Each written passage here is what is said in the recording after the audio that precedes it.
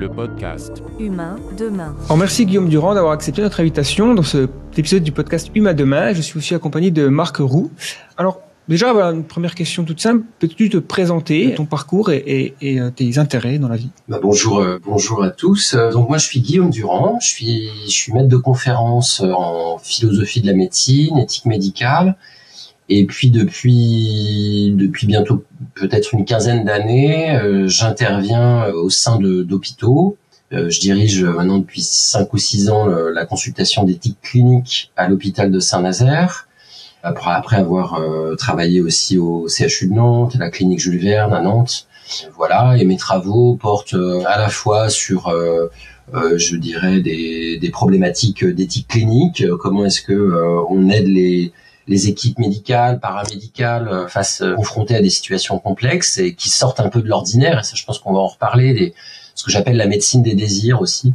Donc des demandes qui sont faites à la médecine et qui ne sont pas liées, vous voyez, à des maladies ou à des pathologies qui repoussent un petit peu les barrières, les limites, les frontières en tout cas de ce qui est médical et de ce qui ne l'est pas. Et puis j'ai aussi travaillé j'essaie de faire court, mais mon dernier livre c'était Sexe et tabou, c'était sur la sexualité et les tabous sexuels, où j'essayais de comprendre en fait peut-être les fondements, et si fondements il y a de notre condamnation morale absolue de certains tabous, voilà, des tabous. Et puis mon prochain livre qui sort en mars prochain, c'est sur le surf, une philosophie du surf. Donc là, d'ailleurs, je sors de l'eau là, tu vois. Je serais très curieux de voir comment est-ce que tu prends les virages et comment tu attaques les vagues entre la bioéthique et l'océanographie. Alors, il y a un vrai lien et je pense qu'on va en reparler, tu vois, parce que je pense que mon rapport au transhumanisme aujourd'hui est bousculé ces dernières années par ma passion pour l'océan et pour le surf en particulier. Tu vois, l'attention au présent. Mais bon, on va en reparler. Je vous laisse guider l'entretien, mais voilà une brève présentation. Formidable. Alors, plongeons dans le grand bain. Tu as parlé de médecine des désirs et en effet, nous, on a bien repéré que donc c'était le titre de l'ouvrage qui est paru en 2023. Et nous, ce qu'on a repéré notamment, c'est que dans ce livre, tu sembles donc argumenter pour dire que la médecine, elle devrait sans doute s'ouvrir aux demandes de patients qui demandent parfois son intervention à la médecine, alors qu'ils sont pas exactement malades. Moi, je dis, c'est plus exactement des patients, c'est plutôt des impatients. Et voilà, c'est exactement la situation dans laquelle se trouvent de nombreux transhumanistes à travers des demandes diverses, que ce soit transformer leur propre biologie, l'augmenter, acquérir des capacités nouvelles ou simplement se préoccuper de leur durée de vie en meilleure santé, mais dans des perspectives de durée bien plus importantes. La première des questions qui nous préoccupe à partir de cette lecture, c'est de savoir est-ce que tu peux nous donner quelques exemples concrets des situations bien pratiques auxquelles tu as pu être confronté et qui correspondraient peu ou prou, je pense aussi évidemment à tout ce qui est médecine esthétique, si on peut parler de médecine. Justement, on est justement en pleine frontière. Donc voilà, est-ce que tu peux nous parler d'exemples concrets que tu as rencontrés dans ces domaines-là pour illustrer un peu le sujet? Oui. Alors, si tu veux, effectivement, ce que j'appelle la médecine des désirs, c'est toutes ces demandes qui émanent de la société, des citoyens, des citoyennes, faites à la médecine, et qui ne sont pas liées, en effet, à une pathologie, à une maladie, qui peuvent ne pas être liées non plus à la souffrance, à la douleur, et donc qui remettent en question les fins traditionnelles ou la définition traditionnelle classique de la médecine, dont le but serait alors soit de tenter de guérir les maladies ou en tout cas de maintenir un état de santé, maintenir l'évolution d'une maladie, de freiner l'évolution d'une maladie, ou en tout cas d'aider ou encore d'apaiser les douleurs, les souffrances, etc. Et dans mon livre, j'essaie de montrer qu'en fait, il y a déjà en fait beaucoup de demandes qui sont intégrées à la prise en charge médicale et qui ne répondent pas à cette définition traditionnelle. Par exemple, l'interruption volontaire de grossesse. L'interruption volontaire de grossesse, une femme enceinte n'est pas malade. Alors, vous pourriez me dire, elle peut souffrir de cet état, et c'est sans doute la raison pour laquelle elle demande une IVG, mais aussi, ça peut être simplement, malheureusement, le moyen contraceptif soit a été oublié, soit n'a pas fonctionné, bien sûr assez souvent, et donc, malheureusement, et donc elle se tourne vers la médecine parce que sa volonté n'est pas d'avoir cet enfant maintenant et avec celui-ci, etc. Donc, ça, c'est un premier exemple. Alors, c'est sûr, ce n'est pas une demande, vous voyez, transhumaniste. Alors, je vais prendre d'autres exemples. Tu as parlé de la médecine esthétique. Là, j'ai rencontré effectivement des patients, des patientes qui veulent améliorer, alors à la fois, bien sûr, alors dans la médecine esthétique, leur apparence, donc être, on va dire, plus attirant, plus attractif, physiquement. Alors, c'est par exemple des demandes. Alors, bien sûr, cela peut, et on les connaît davantage, les demandes de opérations pour, avoir des seins, une poitrine plus voluptueuse. Mais, vous voyez, il y a des demandes aujourd'hui de, ce qu'on appelle chirurgie de l'intime, ou nymphoplastie, ou labiaplastie, de femmes plus ou moins jeunes qui demandent une opération des petites lèvres. C'est-à-dire, elles estiment qu'elles seraient plus belles, plus attractives, si on recourait donc à cette chirurgie de l'intime. Eh bien là, voilà, on a une demande qui vise pour le patient, la patiente, à améliorer, alors non seulement effectivement son apparence, on va dire sa beauté physique, mais aussi, vous voyez, c'est à améliorer potentiellement ses relations aux autres, puisque la personne peut estimer, vous voyez, qu'elle va, je sais pas moi, en essayant d'effacer, vous voyez, les rides, certaines rides, en essayant, il y a aussi par exemple, la greffe de cheveux pour notamment les hommes, mais voilà, va essayer d'améliorer ses relations sociales, sa position dans la société, sa carrière professionnelle. Donc on peut avoir comme ça des demandes qui sont faites à la médecine, puisque évidemment ce sont les médecins qui sont évidemment les professionnels de la question. On va pas aller voir un boucher ou un poissonnier ou un vétérinaire pour tenter d'améliorer certaines de nos caractéristiques, certaines de nos capacités. Donc on va voir les professionnels, les experts de la question. Et à ce moment-là, quelles sont les raisons qui pourraient aller s'opposer ou en tout cas des raisons de condamner moralement de tels actes ou empêcher de telles relations entre patients et... C'est vrai, j'aime bien ta formule d'un patient. Moi, je les appelle simplement des usagers, c'est un terme un peu plus neutre, mais en fait des usagers, oui, de la médecine. En fait, il y a des ressources disponibles et donc on va se tourner vers les ressources. Alors après, ça pose bien sûr d'autres questions, mais en tout cas d'autres questions éthiques, notamment par exemple, vous voyez la question de l'égalité d'accès à ces techniques. Ça, c'est une vraie question. Vous voyez bien que la médecine esthétique, en tout cas en France, dans la plupart des pays, lorsqu'elle est pas liée justement à une pathologie ou à une maladie ou à un dysfonctionnement ou on prend pas en charge. Donc c'est à l'individu de prendre en charge, de payer le médecin, de payer le chirurgien pour avoir accès à ces techniques. Donc forcément, il va y avoir des inégalités. Mais donc il y a d'autres questions aussi éthiques, peut-être on va y revenir. Mais en tout cas, du seul point de vue, si vous voulez, pour moi, de l'essence, ce que j'essaie de montrer dans mon livre, de l'essence de la médecine, d'ailleurs je sais toute la difficulté de savoir s'il y a véritablement une essence. Qui définit la médecine? Qui définit les fins? Moi, je crois que c'est aux citoyens, ça c'est ma thèse, c'est aux citoyens de décider quelles sont les fins de la médecine. C'est pas aux médecins. Pas seulement aux médecins. Marc, on t'entend pas, je crois que t'es en mute. À ce sujet, Guillaume, j'ai une demande de précision à propos de chirurgie post-natalité. Est-ce que dans un pays comme la France, la sécurité sociale ne propose pas une prise en charge dans des cas particuliers, par exemple pour, restituer, je sais pas moi, un ventre par exemple qui aurait été considérablement déformé? Est-ce qu'il n'y a pas une part de prise en charge proposée? Oui. Tout à fait. Ou par exemple, l'exemple le plus classique, c'est après un cancer du sein, une ablation du sein, une mastectomie, on va proposer une reconstruction du sein. Et là, effectivement, tu vois, puisqu'il y a à l'origine de cette opération, un cancer, une maladie, là, on propose une reconstruction. Après, il faudrait regarder, mais je suis pas sûr, tu vois, par exemple, que faire une mastectomie bilatérale, c'est-à-dire se faire enlever justement les deux seins, dans l'idée de, puisque j'en ai plus qu'un, je vais me faire reconstruire les deux pour qu'ils soient proportionnels, qu'ils soient symétriques.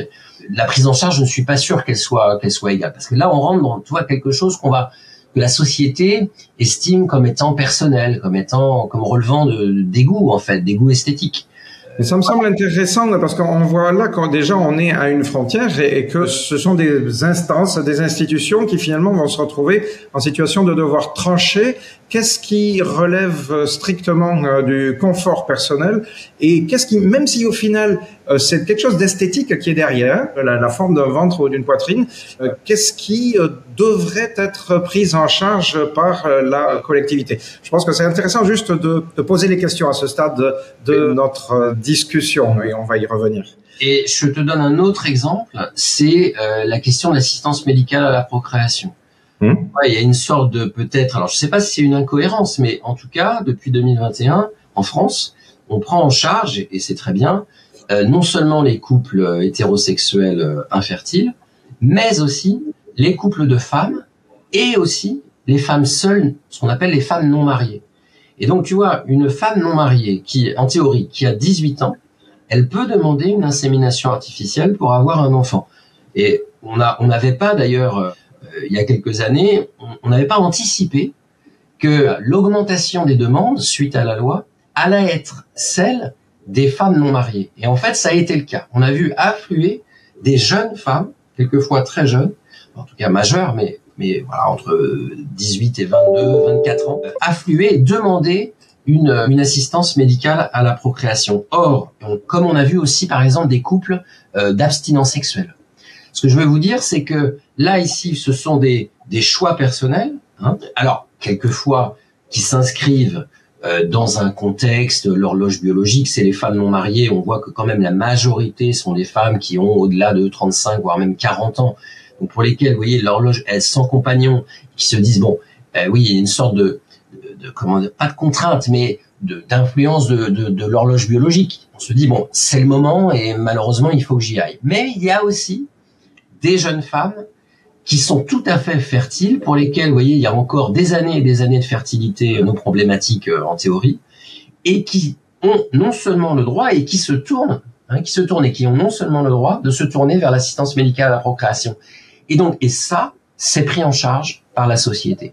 C'est pris en charge par la société. Pourtant, comme la chirurgie esthétique qui reposerait uniquement sur des raisons personnelles, vous voyez, là, celle-ci n'est pas prise en charge. La labiaplastie, la nymphoplastie, sauf vraiment dans des conditions très strictes, elle n'est pas prise en charge. Et je pense d'ailleurs, elle n'est jamais prise en charge. À voir, c'est pas sûr. On pointe là, hein, je pense, un effet de frontière entre ce qui paraît sociétalement acceptable et ce qui ne le paraît pas.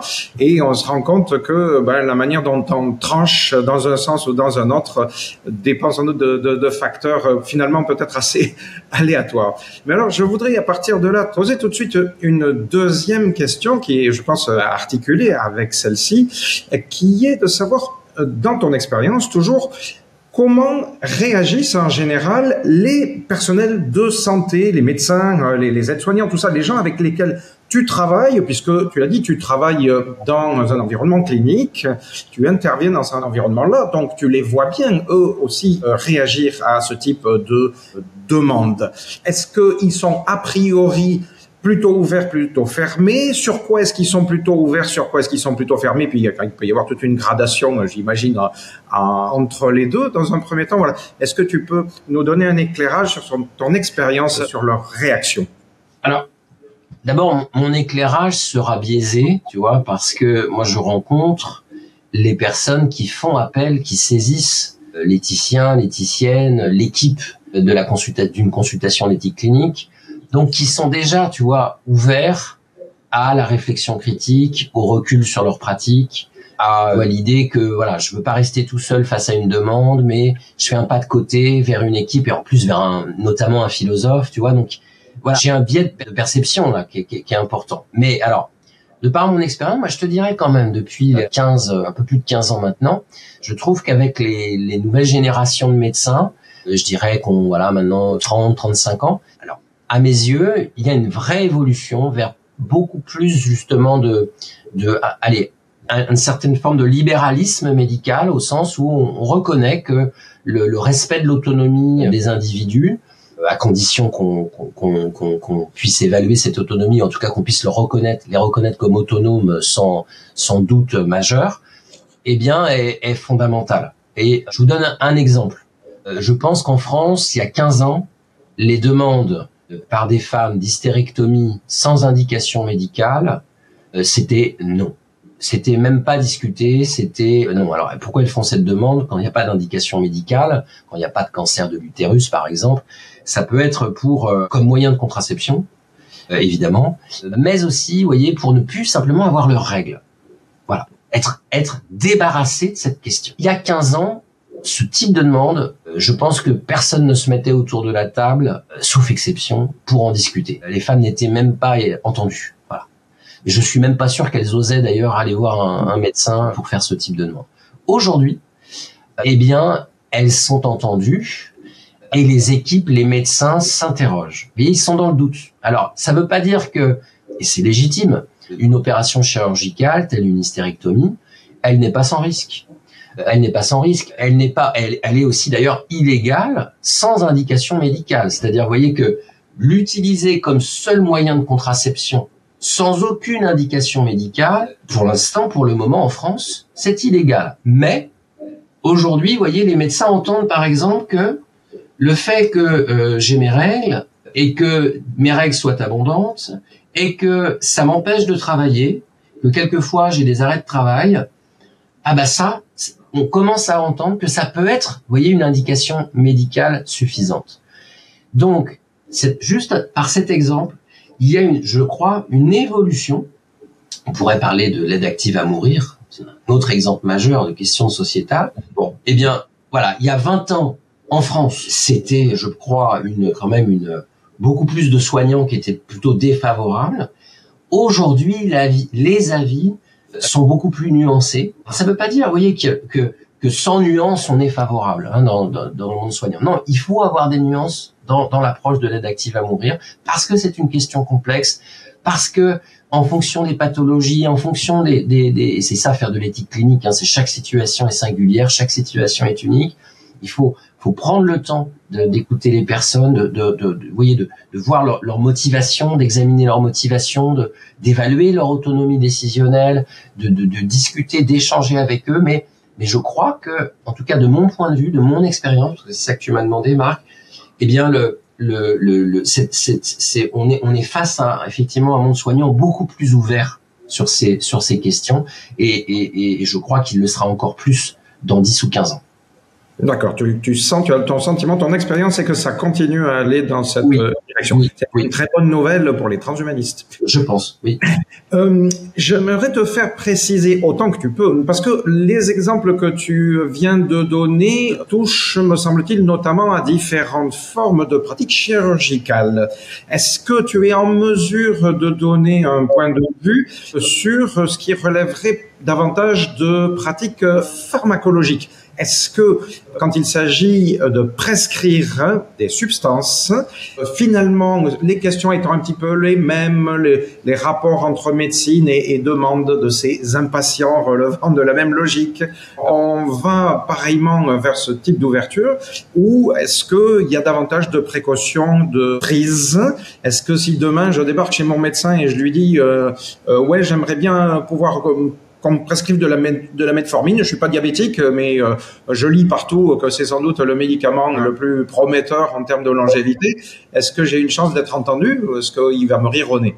Alors, effectivement, là, c'est plus compliqué, tu vois, sur l'usage off d'une substance pharmacologique, tu vois, en le détournant potentiellement de ça. Mais bon, il faudrait, tu vois, peut-être effectivement prendre des exemples précis, mais là, l'exemple que tu prends, sauf erreur de ma part, on le détournerait de sa destination première, qui est de soigner une maladie chronique, et à usage personnel visant à améliorer certaines de mes capacités. Ça va, je me trompe pas? Ouais. Oui, je pense que c'est ça. Okay. Écoute, alors là, la question est peut-être plus complexe. Alors, d'abord parce qu'il y a un cadre juridique là aussi, c'est-à-dire qu'une prescription d'un médicament, et on sait d'ailleurs qu'il y a eu dans l'histoire des mésusages ainsi de médicaments pour des usages personnels et qui peuvent conduire à des drames. Donc là encore, il y a la question des risques. Il y a la question des risques. Mais si on prend un exemple qui est le Viagra. Un très bon exemple, qui n'est pas fait à l'origine pour permettre d'avoir des érections prolongées. Il y a eu un détournement. Bon, et donc il y a bien un détournement. Il y a un détournement qui est fait et qui est quand même, alors pas toujours appuyé par les médecins. Il n'y a pas forcément de prescription et c'est pas leur rôle. Enfin, pour l'instant, en tout cas, on leur reconnaît pas le droit de prescrire du Viagra à un jeune de 25 ans qui n'a pas de problème, par exemple. Hein. Donc il faut qu'il y ait un problème pour pouvoir prescrire du Viagra, sauf erreur de ma part. De la même manière, un bêta-bloquant ou quelque chose comme ça pour. Mais vous voyez, bêta-bloquant, on va le prescrire s'il y a psychologiquement, je reste ici sur la relation sexuelle, s'il y a une sorte de frein psychique, psychologique chez l'individu pour avoir une érection, et donc on va lui prescrire un moyen de. Donc vous voyez, il y a toujours là le lien. Bon, alors pourquoi est-ce qu'on pourrait? Mais il me semble qu'il doit y avoir déjà. Mais toi, Marc, tu dois mieux connaître ça que moi. Il doit y avoir déjà davantage d'ouverture, y compris en France, à des substances qui ne sont pas destinées à un usage purement médical. Alors le problème, si je vous dis la pharmacie, bon, ce qu'on a en pharmacie, le paramédical, la plupart de ce qui est vendu en pharmacie, bon, je vais pas me faire des amis, mais ce qui est vendu librement, je veux dire dans une pharmacie française, hein, on peut, alors il y a eu des études là-dessus, mais je vais pas dire de chiffres parce que là je vais vraiment me faire des ennemis. Mais il y a beaucoup de choses qui n'ont absolument aucun effet. Donc ça, j'ai pas besoin de prescription, mais oui, mais parce que en fait c'est souvent un effet placebo, quoi, hein. Oui. Le sirop pour le mal de gorge ou ce genre de truc. Donc là, pourquoi est-ce qu'on va pas plus loin sur ces usages? Mais c'est vrai que c'est une très bonne question pour les transhumanistes. Qu'est-ce qui fait que j'ai pas le droit d'assumer une prise de risque, par exemple? Il y a peut-être, alors là, une objection intéressante, c'est en ce moment en France, et en Europe, c'est la pénurie des médicaments. Tu vois, c'est-à-dire que si on détourne un médicament de son usage premier médical, la question, moi, que je poserais, c'est est-ce qu'on en aura assez pour tous les malades? Et tu vois, là, c'est la question de la priorisation des ressources. Moi, philosophiquement, moralement, éthiquement, ça ne me, tu vois, que des individus majeurs et autonomes prennent la décision d'utiliser un médicament de manière détournée, s'ils ont été suffisamment informés des risques. Alors, à supposer qu'on connaisse très très bien les risques encourus lors de la prise de ce médicament. D'accord? Ça ne me choque pas, je pense que je suis pas, tu vois, forcément défavorable, mais avec beaucoup de précautions. Et il faudrait alors distinguer aussi d'ailleurs des substances. Il ne s'agit pas non plus et voir les effets. Faut pas qu'il y ait des effets, par exemple, néfastes sur les relations sociales, rendre les gens violents. Bon, voilà, il y a plein de questions comme ça. Est-ce qu'ils vont prendre leur voiture après? Bon, voilà. Ce sont des questions qu'on peut se poser sur le cannabis ou sur les certaines drogues. Hein. Mais si et seulement si, je pense que ça c'est une question première, l'usage premier, c'est-à-dire soigner l'usage vital du médicament est préservé. Voilà.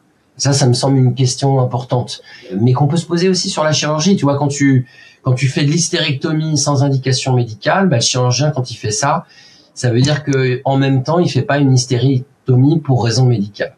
Et donc là, il y a aussi la question de la priorisation des ressources. Ça me semble pas impossible, ça me semble pas être un problème insoluble, tu vois. On le fait déjà, tu vois. Si tu as une urgence chez un dentiste, pour un rendez-vous chez un dentiste, si c'est une urgence, normalement, tu dois passer avant le blanchiment de tes dents. Une question esthétique. Hein. Ils sont normalement obligés de prendre en premier celui qui a une urgence. Parce que là, la plupart des transhumanistes en seront d'accord. Ça, c'est pas un argument auquel je pense qu'on va s'opposer. Je voudrais également te poser une question annexe auquel j'ai pensé plus récemment en revenant à la position des médecins. Il y a un philosophe français que tu dois connaître un petit peu qui est Jérôme Goffet, qui s'est passablement penché sur ces questions-là. Lui, il les a abordées en développant à sa manière lumière un concept qui avait été travaillé d'ailleurs par quelques autres avant lui, qui est l'idée d'anthropotechnie. Donc ce principe selon lequel l'humain et ses technologies coévolueraient depuis toujours. Et donc sur cette base-là, donc c'est une idée qu'on trouve chez par exemple Peter Sloterdijk, au départ en Allemagne. Selon cette idée, il est assez difficile de tracer une démarcation bien nette entre ce qui relèverait strictement de la médecine réparatrice et puis ce qui relèverait de l'amélioration, voire de l'augmentation, donc pourquoi pas du transhumanisme. Mais à partir de ce qu'il considère comme un constat, il en vient à proposer, à se dire que tout de même, pour des raisons que tu viens d'aborder, ça reste problématique que on doive s'adresser, donc on c'est monsieur, madame, tout le monde, les patients comme les impatients, doivent s'adresser aux mêmes professionnels et au même corps de santé, en disant que forcément ça a déjà commencé à mettre les médecins dans des situations de porte-à-faux, puis finalement, en gros, c'est à cause de ça que tu es là. C'est-à-dire que c'est parce que il y a des situations ambiguës comme ça, qu'on n'arrive pas à trancher, qu'on est amené à essayer de créer des instances spécifiques qui cherchent à traiter au cas par cas. Et ce qu'il propose, Jérôme Boffet, c'est que il faudrait qu'il y ait en quelque sorte au moins 2 corps différents. Que les médecins continuent à ne faire que de la médecine au sens le plus traditionnel, donc en se préoccupant d'essayer de ne faire que de réparer, de rétablir des fonctions, et que on pourrait peut-être créer alors un autre corps pour s'occuper des impatients, comme je dis. Qu'est-ce que tu en penses? Est-ce que ça te paraît comme ça une idée intéressante, ou est-ce que ça paraît au contraire déboucher sur d'autres problématiques? Quelle est ta première réaction à cette idée? Écoute, je trouve ça très très intéressant. Je connaissais pas cette idée. Hein. Tu me l'apprends aujourd'hui. Alors comme ça, tu vois, à brûle pour point, je ne serais pas favorable. Je suis pas favorable à cette idée. Il me semble d'abord, et tu as commencé par le souligner, le fait que la frontière entre le soin, la réparation et l'amélioration, elle est finalement, elle est sans doute arbitraire. Alors évidemment, si tu prends d'un côté le cancer du poumon et puis de l'autre la chirurgie esthétique pour raisons personnelles, bon voilà, on arrive à bien les distinguer.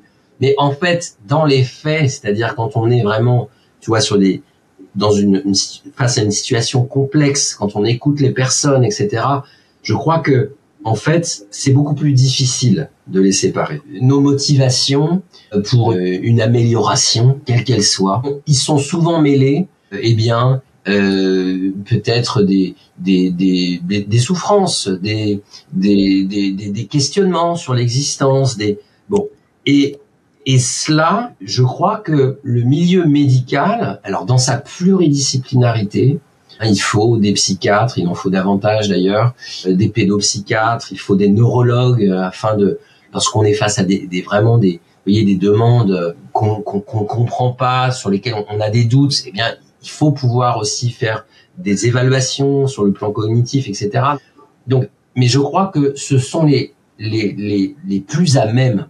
C'est comme sur l'aide active à mourir. Certaines défendent l'idée que finalement, ce serait plus aux soignants, parce que l'aide active à mourir, c'est pas du soin, et donc il faudrait les séparer. Je crois que l'aide active à mourir, c'est un geste de soin. Il doit être défendu comme un geste de soin, et il faut que pour que ce soit bien pris en charge par le corps des soignants, par le corps des médecins. Ce sont eux qui ont des médecins, des infirmiers, etc. Ce sont eux qui ont cette expertise, mais il faut faire entrer à l'hôpital, dans les hôpitaux, dans les cliniques, les citoyens et les citoyennes. Il faut faire entrer des philosophes, il faut faire entrer des juristes, il faut faire entrer, des citoyens. Je sais que à la clinique Jules Verne, par exemple, à Nantes, vous avez une consultation d'éthique clinique. Il y a effectivement des experts de l'éthique, des philosophes, mais il y a aussi des citoyens, des citoyennes. Vous voyez, parce que ces questions-là, finalement, vous voyez, doit-on répondre à Monsieur Durand qui demande une aide active à mourir parce que on lui a diagnostiqué une maladie de Charcot, et pour lui, ces questions-là sont pas uniquement des questions médicales, ce sont des questions de société. Voilà, ce sont des questions qui font vivre une démocratie. Et ça ne doit pas uniquement être pris en charge par les médecins, mais ça doit aussi être pris en charge par des médecins. Je crois qu'il faut conserver cela. Et donc voilà. Donc tu vois, comme ça, je serais pas vraiment favorable à cette idée. Je m'interrogerais, tu vois, sur du coup après sur leur formation, il y aura quelque chose quand même d'artificiel. Mais il y a des objections à faire et tu peux m'en faire, hein, mais comme ça là, je me dis que non, on a plutôt intérêt on a plutôt intérêt à élargir le monde du soin et le monde médical. On a plutôt intérêt à l'élargir. Moi, je suis sur cette position aussi, donc je n'avais pas d'objection sur cette idée. Mais c'est intéressant, cette proposition est intéressante pour y réfléchir, même pour réfléchir aux raisons pour lesquelles on la repousserait.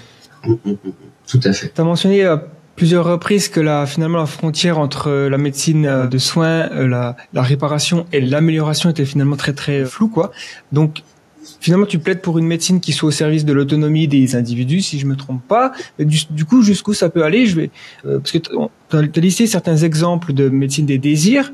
Et si on se projette peut-être un peu dans un futur pas très loin, hein, finalement, est-ce que des exemples comme l'amputation volontaire, par exemple, ce serait quelque chose que tu considérais comme OK, quelqu'un qui veut se faire amputer un bras tout à fait sain pour avoir une prothèse qui pourrait peut-être permettre des améliorations physiques, une force, une rapidité plus élevée.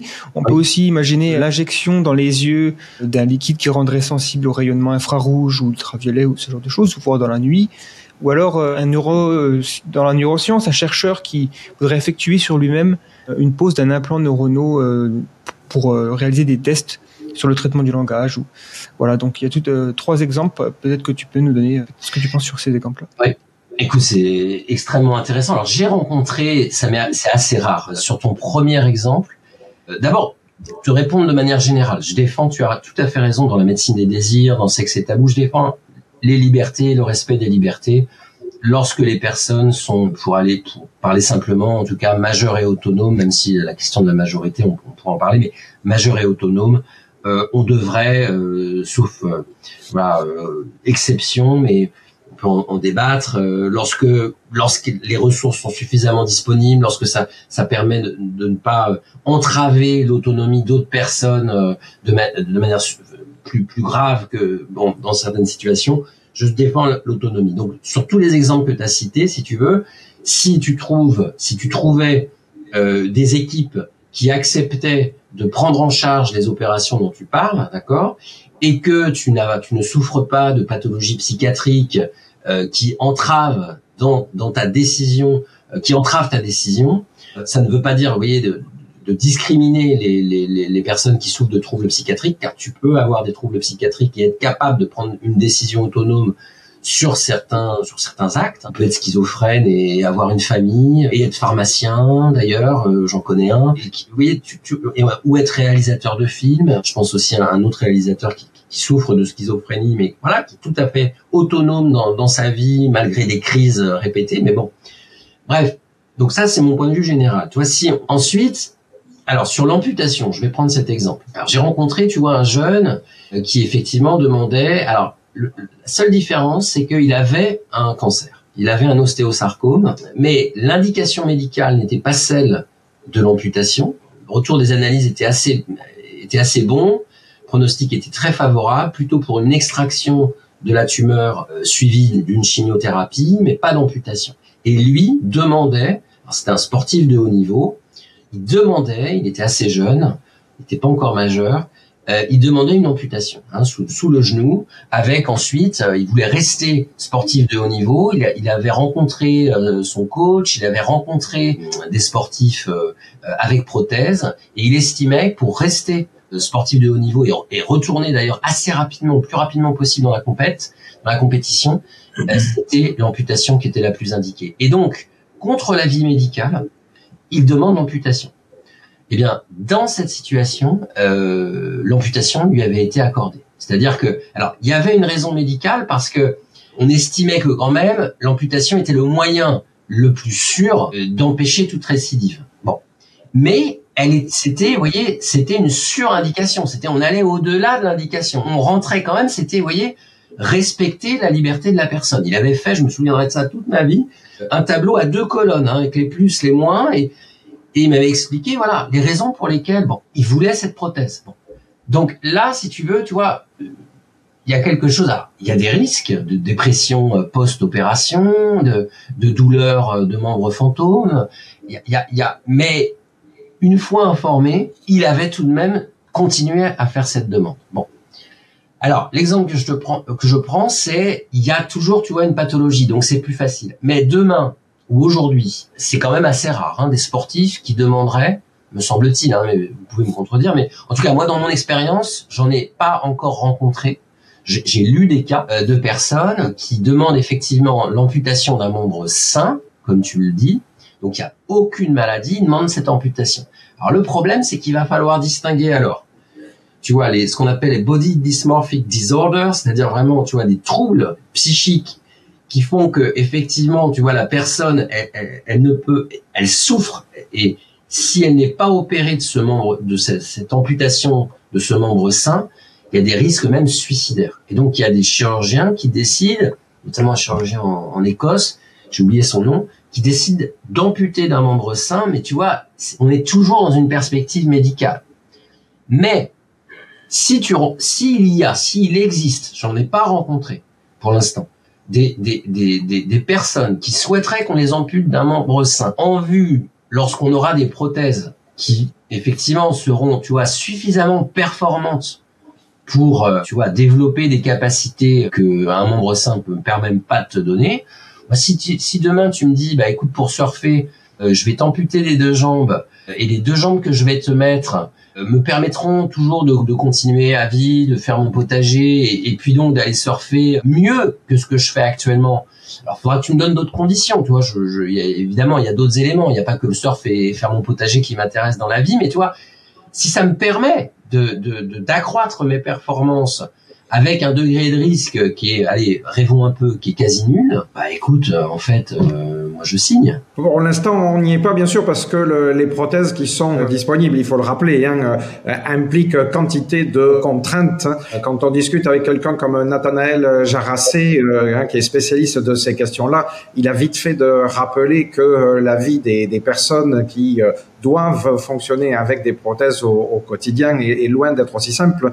Et il faut éviter les fantasmes dont mes amis transhumanistes peuvent s'encombrer facilement. Et juste, excuse-moi Marc, pour complètement vous répondre et vous donner mon avis, parce que tu vois, j'ai fini par quelque chose de très positif dû à la fin de je signe. Alors, mon avis plus profond, tu vois, sur la question, c'est quand même que, je reprendrai l'expression, alors un paraphrasant mais de Spinoza, nous ne savons pas ce que peut le corps, tu vois. C'est-à-dire cette idée que, tu vois, il y a ce que j'aime dans le surf, mais on peut trouver ça dans d'autres sports, dans le snowboard, dans le skate, dans tout un tas de choses, la course, c'est que c'est, tu vois, l'amélioration qui est liée tout de même à l'effort, à la répétition, à l'intelligence des éléments. Tu vois, j'apprends à lire une vague, à l'échec aussi, parce que tu vois, t'as des sessions où on sort d'une session, on a été mais complètement nul. Et c'est cette session totalement, tu vois, pourrie qui fait que la session d'après, elle va nous procurer une joie immense parce que on va avoir, voilà. Donc, j'aurais tout de même, tu vois, si demain tu me proposes une prothèse de jambe, ce sera plutôt pour moi, plutôt que de signer, ce sera plutôt un dilemme. C'est-à-dire, tu vois, ce sentiment de pouvoir progresser et de pas savoir encore ce que peut mon corps, ça, c'est quelque chose de très intéressant aussi. Voilà. C'est quelque chose de très intéressant aussi. Donc je sais pas. Mais pour l'instant, de toute façon, vous avez rien à me proposer encore. Il y a certaines choses, mais à des degrés bien moindres que ce qu'on envisage à travers cet exemple précis. Mais oui, personnellement, je considère que une prothèse, c'est en partie un outil, c'est à la frontière, une fois de plus, entre l'outil complètement extérieur, le marteau, et puis ce qui est vraiment intégré au corps et qui commence à faire partie du corps, parce que d'après ce que j'en sais, une prothèse, à partir du moment où on commence à l'utiliser de manière très très régulière, par exemple, on commence à en développer une représentation cérébrale qui fait qu'il a cette prothèse, même si elle est extérieure, elle a une existence intérieure en même temps. Mais c'est le vrai du violoniste avec son archet et du tennisman avec raquette. Donc, on est vraiment dans une frontière. Mais pour revenir à ce que tu disais, on peut choisir à un moment donné de s'ajouter un outil différent pour voir ce que ça fait. On peut choisir de travailler le tennis de table au lieu du tennis tout court et on va développer des apprentissages, tout ce que tu viens de rappeler de manière différente. Alors si en effet on en arrive à un moment donné où la prothèse paraît complètement sûre, est-ce qu'on ne pourra pas envisager de passer de la jambe organique à la jambe cybernétique à un moment donné ou un autre? Et donc nos questions évidemment c'est pourquoi? Pourquoi est-ce qu'on se le permettrait ou pourquoi est-ce qu'on se le permettrait pas? On va continuer dans notre discussion, je pense, à tourner autour de cette question. Au passage, les trois exemples qu'on avait posés dans les trois questions sont toutes les trois tirés d'exemples réels. Non seulement la première sur l'idée de l'amputation d'un membre a priori au départ reconnu comme sain, mais également l'idée de l'injection d'une substance pour voir la nuit, ça a été réalisé. L'idée d'une quasi-trépanation, enfin en tout cas d'un décalotage permettant un implant neuronal profond, juste pour expérimenter du traitement du langage, cela a été réalisé d'ailleurs il y a bien longtemps dans des conditions assez particulières. Mais je ne sais pas si tu veux prendre le temps enfin si ces deux autres exemples te font réagir également ou bien on avance. Écoute, non, ça me semble intéressant de toute façon il faut qu'on ait un but de développer, tu vois, cette capacité, par exemple la vue la nuit.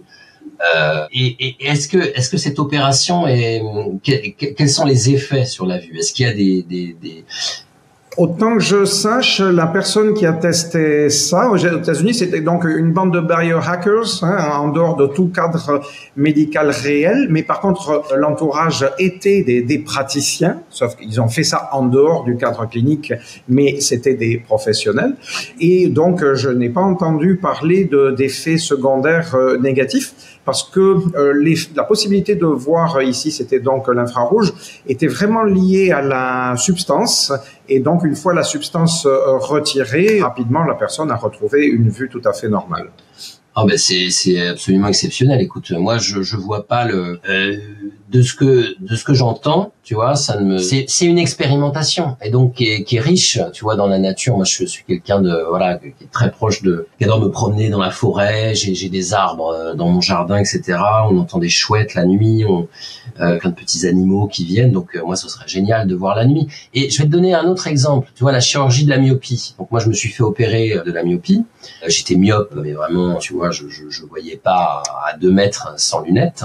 Et justement pour des activités telles que la glisse, je souhaitais améliorer ça. C'est une amélioration qui repose sur la myopie. Pour moi, c'était une maladie. Mais alors, je suis à la fois très heureux de cette opération, mais en même temps, tu vois, il y a des effets secondaires. Et donc t'as les yeux par exemple beaucoup plus secs. Elle est dans la durée, l'opération n'est pas assez, on n'est sans doute pas, parce qu'en fait la vue c'est quelque chose qui bouge tout le temps, toute la vie. Et donc en fait dans la durée, tu vois, c'est pas quelque chose, je pense, et à un moment donné j'aurais besoin de reprendre des lunettes, etc. Mais donc, toi, cette question de trouver un moyen d'améliorer nos capacités visant à mieux accomplir ce qui nous rend heureux, joyeux, je suis plutôt un fervent défenseur de la joie plutôt que du bonheur, mais pourquoi pas?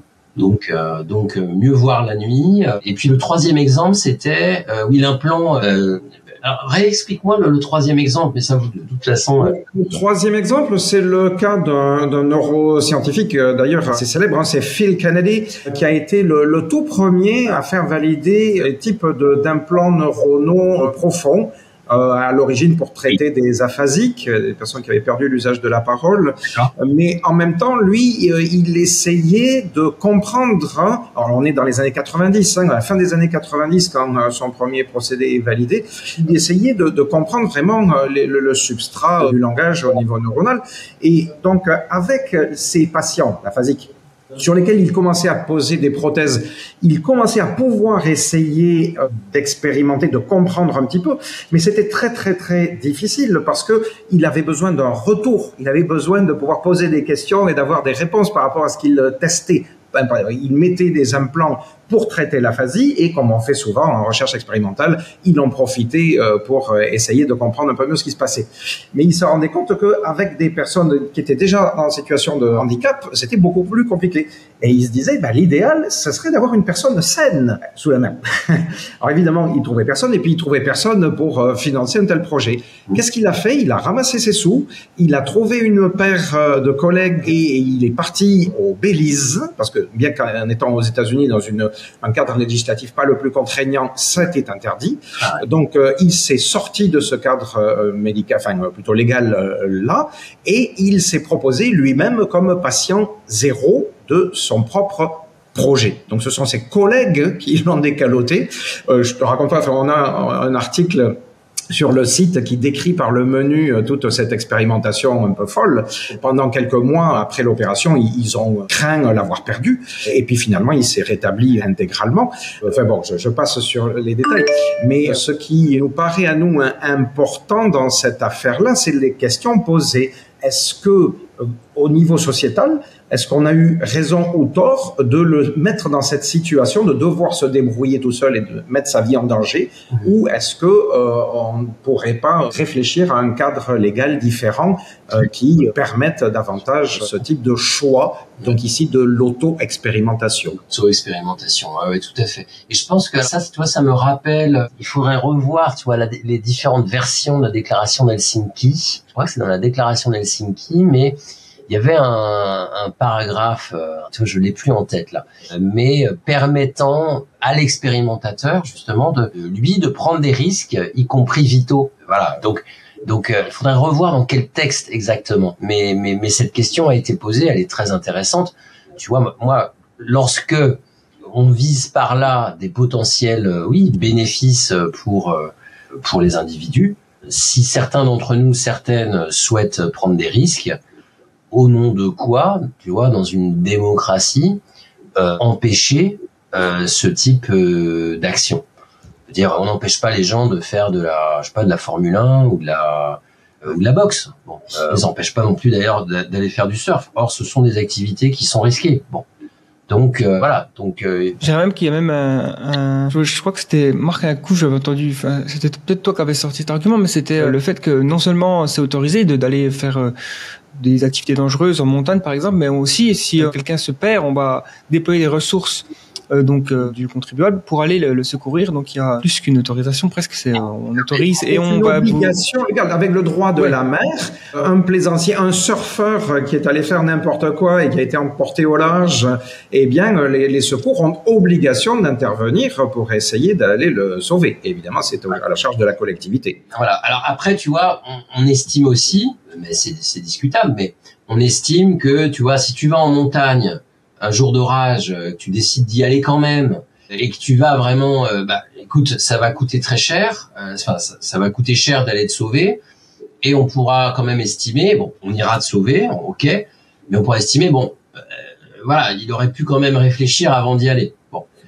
Donc ça aussi, vous voyez, je pense que il faut peut-être au cas par cas et voir quels sont véritablement les buts. Tu vois, est-ce que c'est uniquement personnel, par exemple?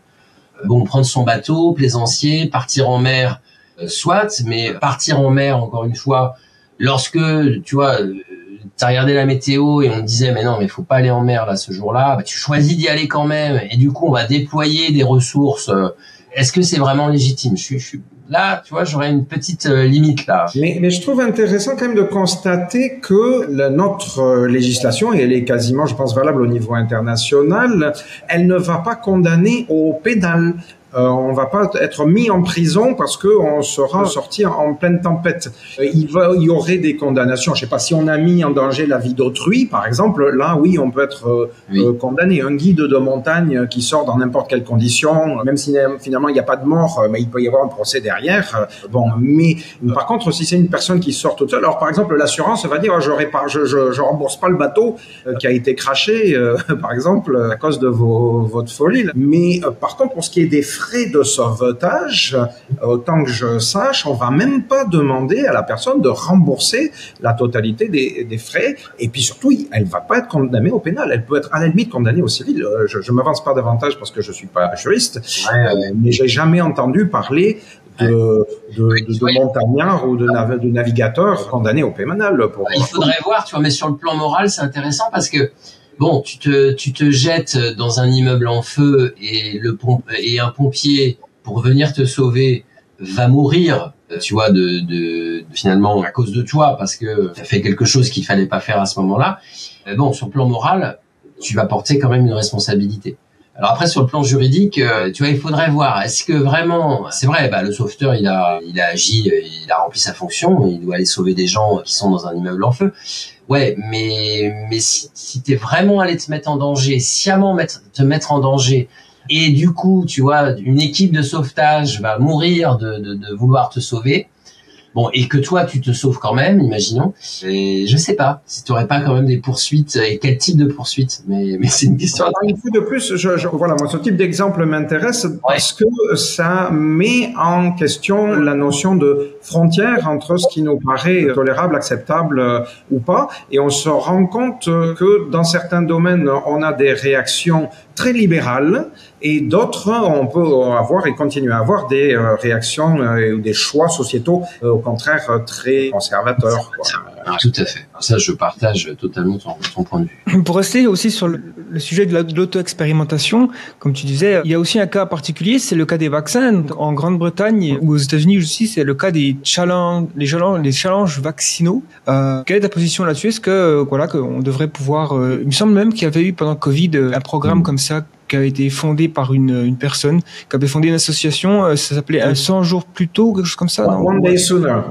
Développer, juste m'expliquer exactement ce que tu entends par là, le challenge vaccinal. Quand ils sont en phase 3, normalement, notamment développement d'un vaccin, on attend de voir que des personnes qui ont reçu le vaccin vont tomber malades par hasard et on va voir la réaction du vaccin.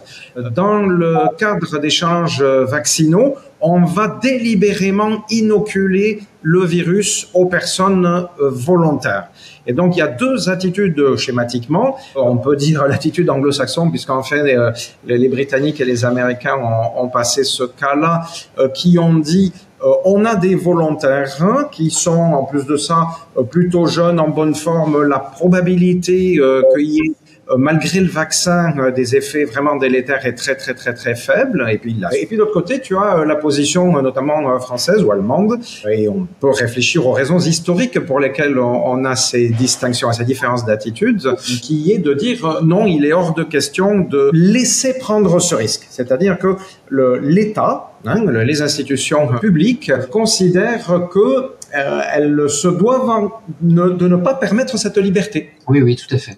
Alors, tu vois, j'ai défendu dans un article là de 2024 qui est paru dans Éthique et Santé, justement, un accès, j'ai oublié la formule, mais précoce à certains médicaments qui sont encore, tu vois, alors notamment en France et en Europe, on va dire en phase d'expérimentation. Oui, excuse-moi Guillaume, je l'ai pas dit, mais pour que ce soit bien clair pour nos auditeurs, il est évident que ces challenges vaccinaux ont pour objectif de valider plus vite le vaccin, d'où le nom de l'association One Day Sooner. Chaque jour de gagné est important parce que s'il est validé, ça va être des dizaines, des centaines de milliers, des millions de personnes qui pourront en bénéficier derrière, je précise. C'était pas juste pour le plaisir de jouer avec sa propre biologie, là. Bien sûr. Donc, écoute, non, mais tu vois, moi, j'ai défendu notamment donc dans ce dernier article, c'était sur je réfléchissais sur ce qu'on appelle les groupes placebo et l'usage du placebo dans la recherche, dans les essais cliniques en particulier.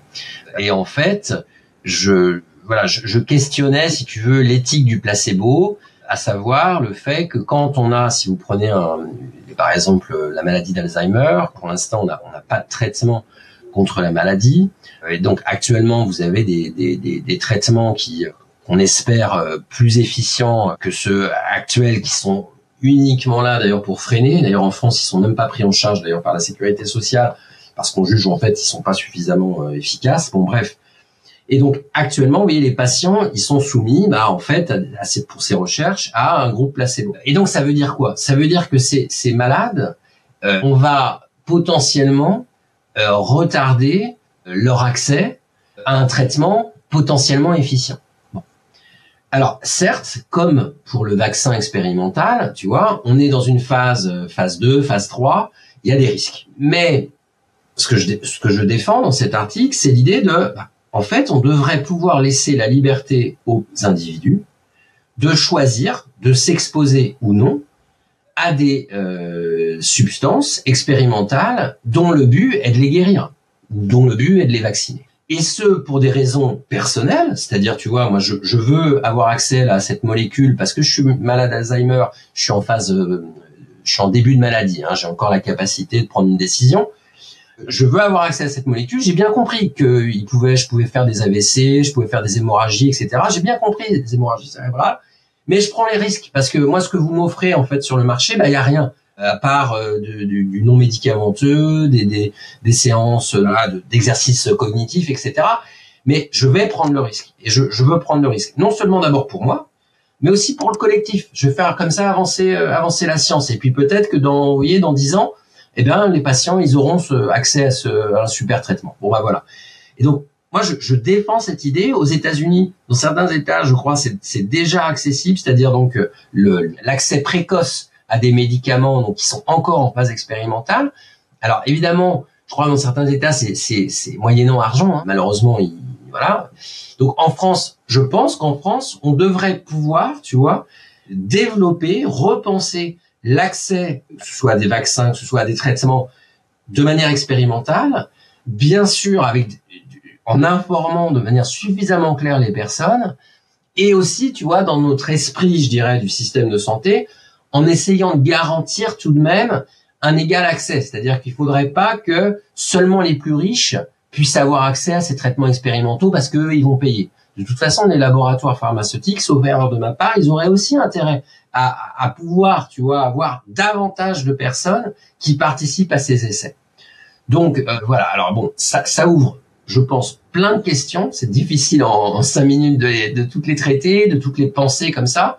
Mais, tu vois, je trouve ça, il faut qu'en France, en Europe, on repense, je crois, l'accès à l'expérimentation de manière générale. Il faut qu'on ait davantage de liberté dans cela et qu'on arrête cette attitude paternaliste et condescendante de décider pour nous ce qu'on doit faire et ce qu'on ne doit pas faire. Un autre exemple, évidemment, qui va sans doute dans le même sens, mais comme c'est un exemple bien distinct quand même, je te pose la question. Qu'est-ce que tu penses du cas des tests génétiques pour les particuliers? Tu sais qu'aujourd'hui en France, hein, c'est pratique. Elles restent interdites et elles sont même punies par la loi. Oui. Et pourtant, en même temps, tu as des millions de Français qui vont faire appel à des sociétés étrangères, bon évidemment, forcément pas françaises, souvent états-uniennes, tout ça pour obtenir le séquençage de leur ADN. Donc bon, pour la grande majorité des gens, c'est dans la perspective d'avoir des informations généalogiques, mais pour un bon nombre de personnes aussi, c'est pour des perspectives de santé. On en parle beaucoup moins ces dernières années, mais quand ça avait commencé, il y avait eu l'affaire à Angelina Jolie avec sa double mastectomie qui donc avait mis en avant les problèmes que ça peut poser d'un point de vue éthique. Puis tu as aussi des risques que ça implique pour la sécurité des données personnelles, et ça on en a parlé beaucoup plus récemment parce que tu as entendu parler de la faillite de la plus célèbre de ces startups de séquençage, à savoir celle qui s'appelle 23andMe, qui d'ailleurs, il y a eu tout un imbroglio là parce que ça a été mis aux enchères. Tout le monde se demandait qu'est-ce qu'il allait devenir les bases de données quoi, avec les données très intimes donc des gens qui étaient passés par cette entreprise. Et puis finalement, il semble que ce soit racheté par un biais assez bizarre, par la propre fondatrice de 23andMe, au passage ex-compagne d'un des fondateurs de Google, a réussi à créer une association qui rachète sa propre boîte. Bon, enfin, peu importe les détails, mais ça montre à quel point, dans le modèle actuel, en passant par ce genre d'entreprise, ses propres données peuvent devenir tout et n'importe quoi. En tout cas, on n'y a plus du tout la main. Qu'est-ce que ça t'inspire? Qu'est-ce que tu penses de ces cas particuliers? Ouais, extrêmement intéressant. Plein d'éléments, de choses à penser et à dire là-dessus.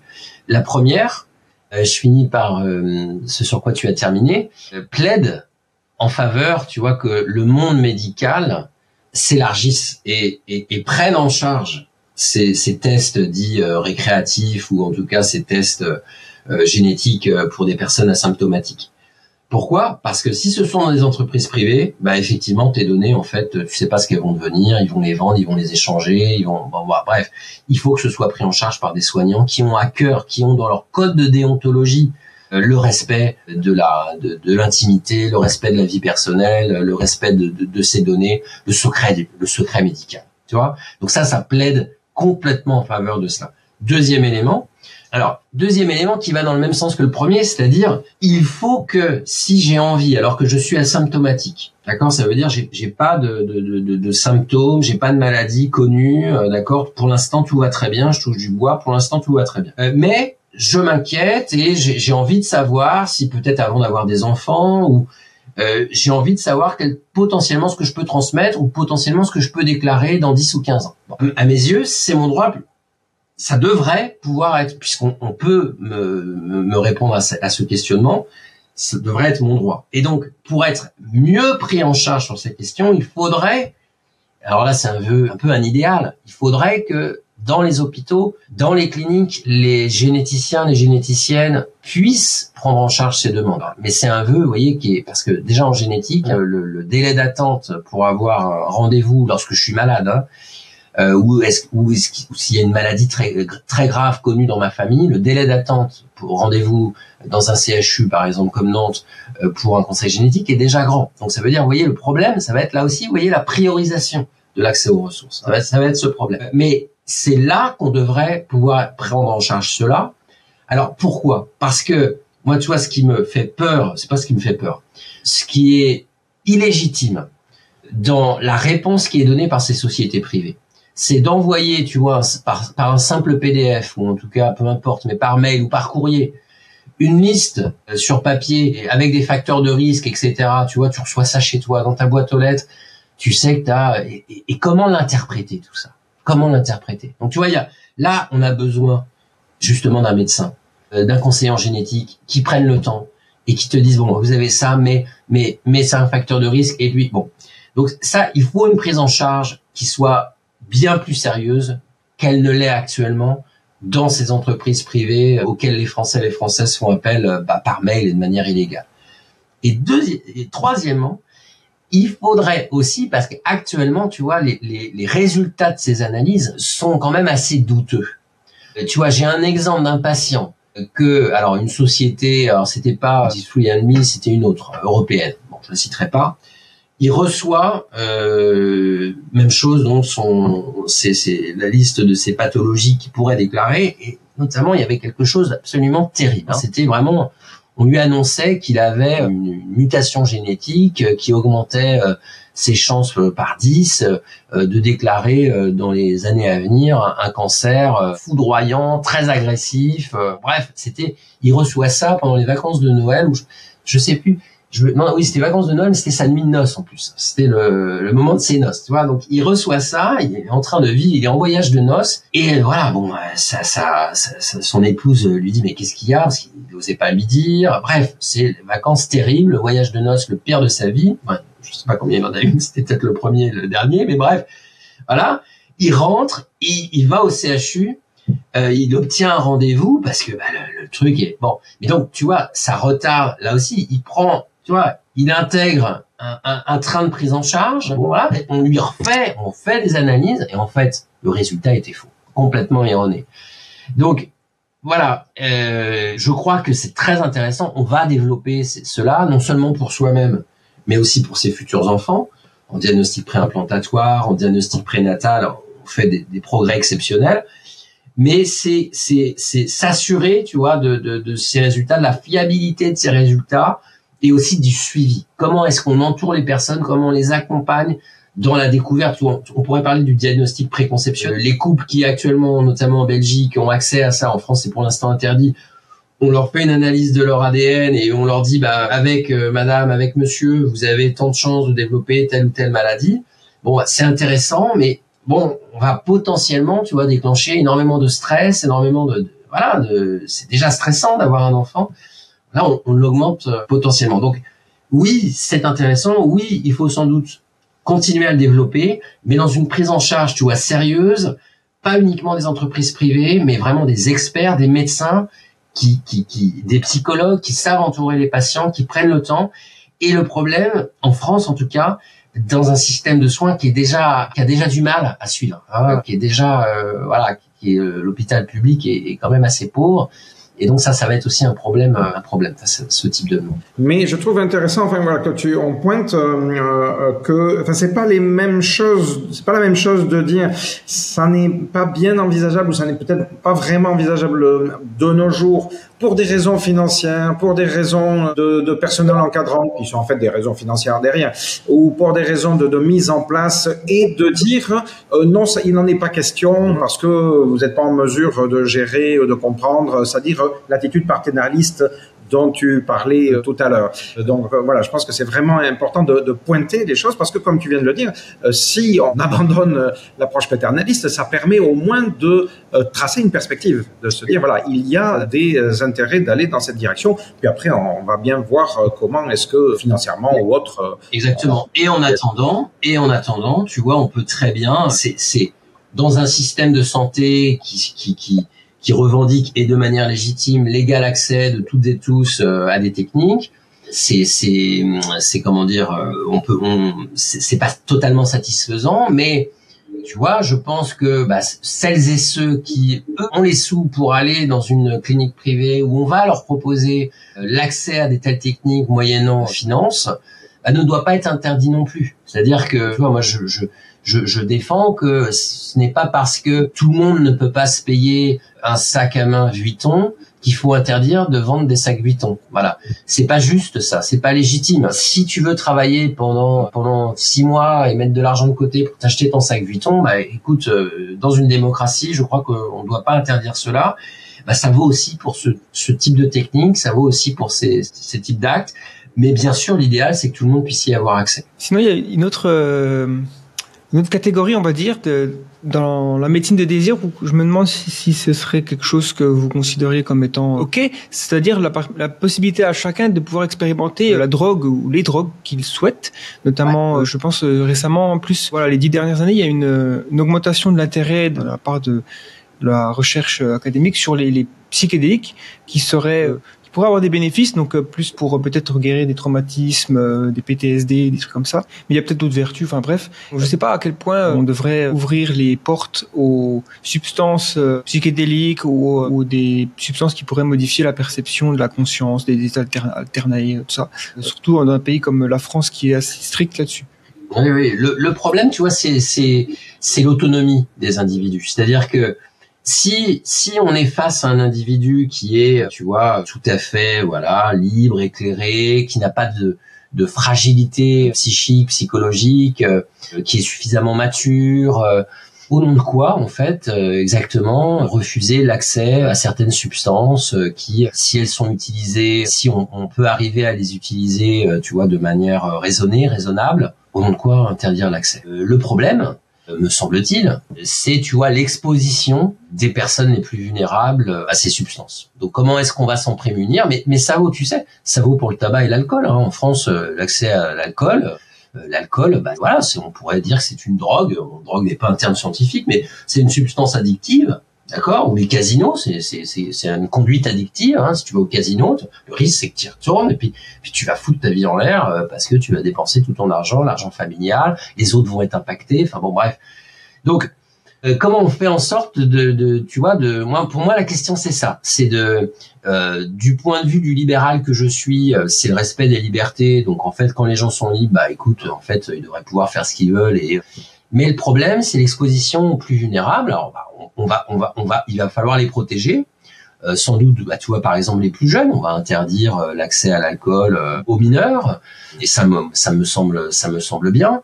Mais aussi, il va falloir développer, et ça c'est peut-être le plus important que l'interdiction, il va falloir développer, en fait, alors non seulement de la prévention, de l'éducation face à ces substances, et ça marche sans doute bien mieux que finalement l'interdiction, parce que d'ailleurs les plus jeunes, ils sont plutôt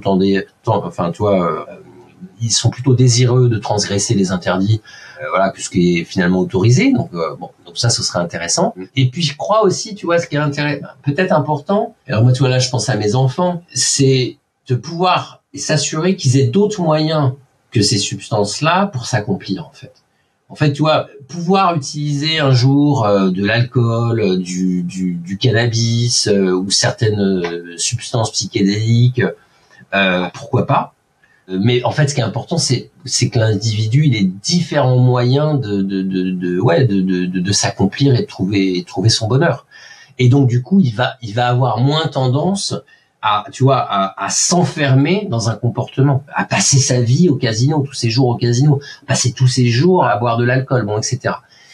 Donc voilà. Donc là, une société, il me semble, une démocratie, elle doit pouvoir offrir aux individus une multiplicité de moyens de s'accomplir, et dans une grande variété. Et si ça c'est préservé, si en plus de cela l'éducation leur permet de s'émanciper et d'être libre et éclairé, en ce sens on ne devrait pas leur interdire. Mais tu vois, quand je te dis ça, je pense aux écrans, au téléphone, tu vois, et au téléphone portable, l'accès pour les plus jeunes, c'est dramatique actuellement. Quand tu vois des bébés dans la rue, dans leur landau qui ont un téléphone portable, on sait aujourd'hui les dégâts que ça fait dans leur développement et plus tard dans leur adolescence, préadolescence, adolescence, etc. On sait que tu vois, et ça c'est comme le cannabis ou utilisé à outrance, etc. C'est-à-dire toutes ces techniques, tous ces objets, toutes ces substances en elles-mêmes, si elles sont utilisées de manière raisonnable. Alors il y en a peut-être qui sont quand même bien plus dangereuses que d'autres. Je pense au crack par exemple. Et puis il y a des substances qui sont absolument dégueulasses, qui sont faits avec des produits qui sont extrêmement dangereux, qui sont extrêmement addictifs dès la première. Bon. Mais si ce sont des individus suffisamment autonomes et qui ont une panoplie de choses dans la société qui peuvent leur permettre d'être heureux, mais ça, malheureusement, ce n'est qu'un idéal. Voilà. Et donc, dans la pratique, ça va être beaucoup plus compliqué.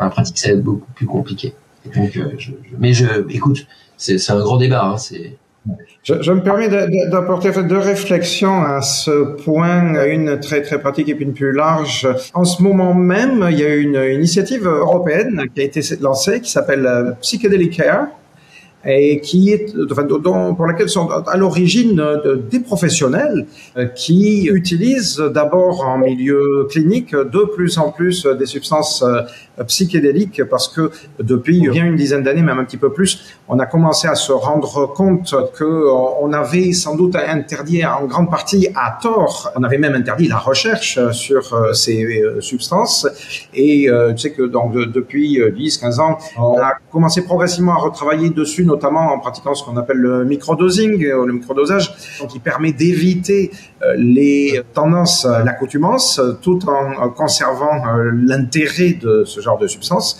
et elles sont déjà donc utilisées d'un point de vue médical.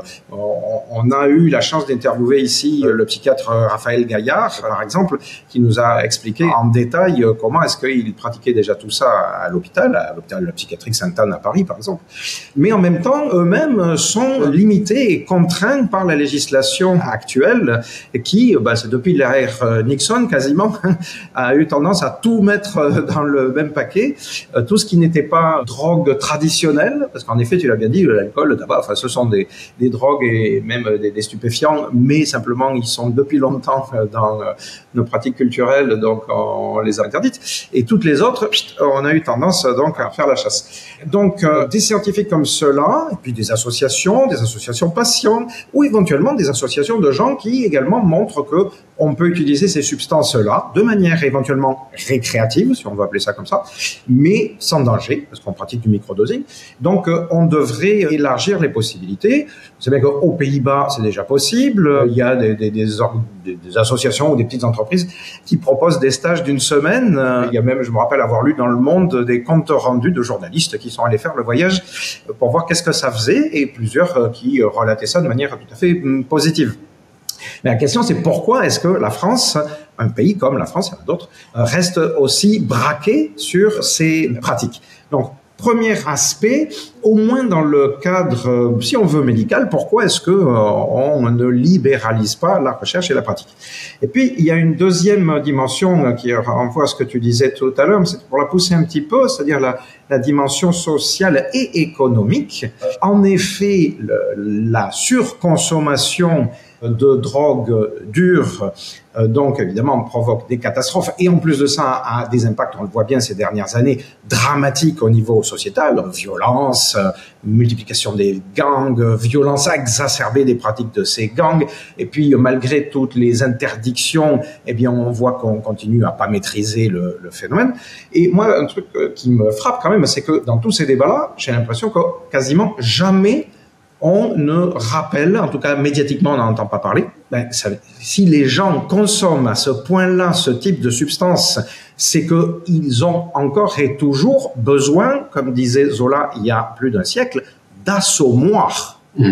Ils sont à la recherche d'une fuite, c'est-à-dire qu'ils se retrouvent dans leur vie quotidienne face à une perspective qui doit leur paraître suffisamment insupportable pour qu'ils basculent dans ce type de pratique, que ce soit avec du crack, du simple hashish ou de l'alcool ou n'importe quoi. Et on ne se pose pas la question, enfin, on peut parler du lien entre les conditions économiques et sociales dans lesquelles ils se trouvent et leur consommation. Ça faisait pas partie du problème. On traite le problème que du point de vue médical et policier. Ça, moi, ça continue. Enfin, ça m'énerve. Donc, voilà, je te renvoie sur ces deux aspects. Je suis entièrement d'accord de ce que tu viens de dire. Tu vois, et ça allait un petit peu dans ce que je voulais dire sur dans la deuxième partie, ce que tu énonces, le fait, en fait, tu vois, si les individus, les citoyens et les citoyennes ont une vie suffisamment libre et épanouie, en fait, ils peuvent avoir un usage tout à fait raisonnable de n'importe quelle des substances dont on a parlé. Et donc, c'est avoir une vue courte que de penser la drogue, enfin, si ce terme a un sens, mais en tout cas les drogues qui sont interdites, ou les substances qui sont interdites, comme tout de suite, justement, et penser que ce sont ces substances-là qui entraînent à elles seules la destruction de l'individu. En fait, la cause n'est sans doute pas là. Elle n'est pas là. Elle n'est pas seulement là. Voire elle n'est pas essentiellement là. Donc voilà, je partage tout à fait ce que tu viens de dire. Après, là, tu vois, il y a des choses sur lesquelles je m'interroge. C'est-à-dire, est-ce que l'être humain, il est vraiment capable de faire face à certaines, tu vois, à certaines techniques, à certaines substances, à certaines. Je vais prendre un exemple. Je sais pas si c'est un bon exemple, mais à l'heure actuelle, les étudiants, ChatGPT, l'usage de ChatGPT, et donc qui peut être un usage tout à fait intéressant. D'accord, l'étudiant va pouvoir utiliser une intelligence artificielle pour s'aider à penser, pour analyser un problème, l'aider à analyser, etc. Mais avant d'avoir cette démarche intelligente-là de l'outil, il faudrait, tu vois, qu'il y ait toute une formation à l'outil, et l'exposition chez des sujets jeunes me semble dangereuse. C'est-à-dire que, en fait, si tu veux, voilà, quand t'es pas encore suffisamment formé, alors moi je pense à ma matière, la philosophie, avoir un tel outil qui est, tu vois, véritablement puissant, dans l'analyse, tu peux lui demander de faire des associations entre des auteurs, il y a plein de choses à faire. Qu'est-ce qui va faire que l'étudiant va encore avoir envie de développer par lui-même une pensée? Je sais pas si, tu vois, il y a certaines choses comme ça dans la vie, c'est peut-être, je n'en sais rien, mais peut-être impossible pour l'individu de faire face, ou très très difficile. De la même manière, tu vois, un jeune de 8 ans, tu lui mets un téléphone portable entre les mains avec Internet, etc., et tu lui demandes un usage raisonné de l'outil. Je pense que c'est pas possible pour cet individu de 8 ans d'avoir un usage raisonné, parce que déjà pour un adulte de 45 ans ou de 50 ans, c'est déjà difficile. Et donc, pour celui-là, c'est impossible. Donc, tu vois, il y a un moment donné, sans doute, il faut aussi protéger. Il faut aussi protéger. Peut-être, je ne sais pas, peut-être interdire, c'est-à-dire, tu vois, la règle je pense aux psychiatres, pas d'écran avant 3 ans, enfin, tu vois, bon. voilà, il y a des choses. Là, on doit dire non, c'est pas possible. L'être humain, enfin l'individu n'est pas suffisamment formé, n'est pas suffisamment encore libre, autonome pour être exposé à une telle substance, à une telle conduite, à quelque chose. Tu vois, il y a quand même des limites, je pense, à mettre. Après, sur le microdosage, c'est l'usage raisonnable, en fait, intelligent de la substance. C'est extrêmement intéressant. Voilà, ça, moi, je partage tout à fait. Mais avec cette idée, tu vois, quels sont les individus il va falloir un peu patienter encore avant de les exposer parce qu'ils sont pas capables de. Est-ce que ceci, ça n'est pas une contrainte, un handicap qui est en fait inhérent à n'importe quelle innovation technologique? Je veux dire, quand tu parlais de conduite, alors je me dis oui, la voiture a commencé à débouler à la fin du 19e, début du 20e siècle. Ouais. Il n'y avait pas de règles, tout le monde conduisait comme il voulait, et un gamin de 20 ans, 25 ans un peu riche, qui se retrouvait à la tête d'un bolide capable d'aller à 50 km/h, eh bien, il faisait des dégâts et il pouvait se tuer. Et il a fallu attendre, je pense, les années 70 en France pour qu'on commence à développer un arsenal législatif suffisamment contraignant pour que, j'ai le nombre en tête, on était monté à 24 000 morts par an en France, à une époque où il y avait beaucoup moins de véhicules en circulation qu'aujourd'hui.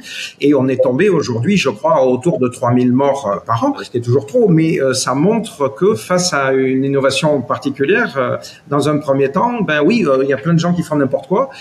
Tout le monde apprend progressivement, et puis sociétalement, on finit par se mettre d'accord sur des règles et on évite les comportements les pires. Est-ce que c'est pas un tout petit peu toujours pas? Tu as raison, je pense en partie, mais je dis en partie parce que tu vois la différence peut-être entre la voiture, l'accès à la voiture, au téléphone même, parce que le téléphone, mais non, c'est l'ancêtre du téléphone, les premiers téléphones, il y a eu cette discussion de l'immoralité ou du danger, d'éloigner les personnes, etc. Mais la différence entre la voiture, me semble-t-il, et l'usage, par exemple, de cocaïne, c'est que tu vois, tu rentres dans une voiture, tu ne joues pas, sauf erreur de ma part, autant sur ta capacité, tu vois, sur tes capacités cognitives, sur ton cerveau, donc il y a quand même une différence. Il y a peut-être un risque quand même supplémentaire. Alors, pour toi-même, mais aussi pour les autres, dans la prise d'une substance telle que la cocaïne ou le crack. Ou même le cannabis, d'une certaine manière. Je veux dire, en montant dans une voiture, je n'augmente pas mes risques, sauf erreur de ma part, je n'augmente pas mes risques de développer des troubles psychiatriques.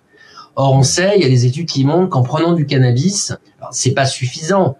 Il y a sans doute des fragilités, mais développer un trouble psychiatrique, même très grave, par exemple la schizophrénie, on augmente les risques. Bon, il y a une différence. Tu vois, il y a une différence. Une différence de degré, mais je pense qu'il y a aussi des études qui montrent que beaucoup de personnes, justement, changent un petit peu de personnalité et en tout cas de comportement à partir du moment où ils montent dans leur bagnole, notamment des mecs, pour dire les choses très clairement, et ils deviennent plus dangereux pour eux-mêmes et pour les autres. Et on est bien d'accord pour dire que le degré, la rapidité de l'effet est bien plus important. Ouais. Et alors, on peut s'accorder facilement pour dire, certaines substances, par exemple, à partir d'un certain degré, on peut dire niet. Mais on peut dire, certaines autres, par exemple, je parlais de micro-dosing de substances comme la psilocybine, par exemple, le LSD, mais là, on peut dire, oui, le rapport bénéfice-risque paraît nettement plus intéressant. Mais est-ce que le changement d'état, tu vois, est seulement ponctuel?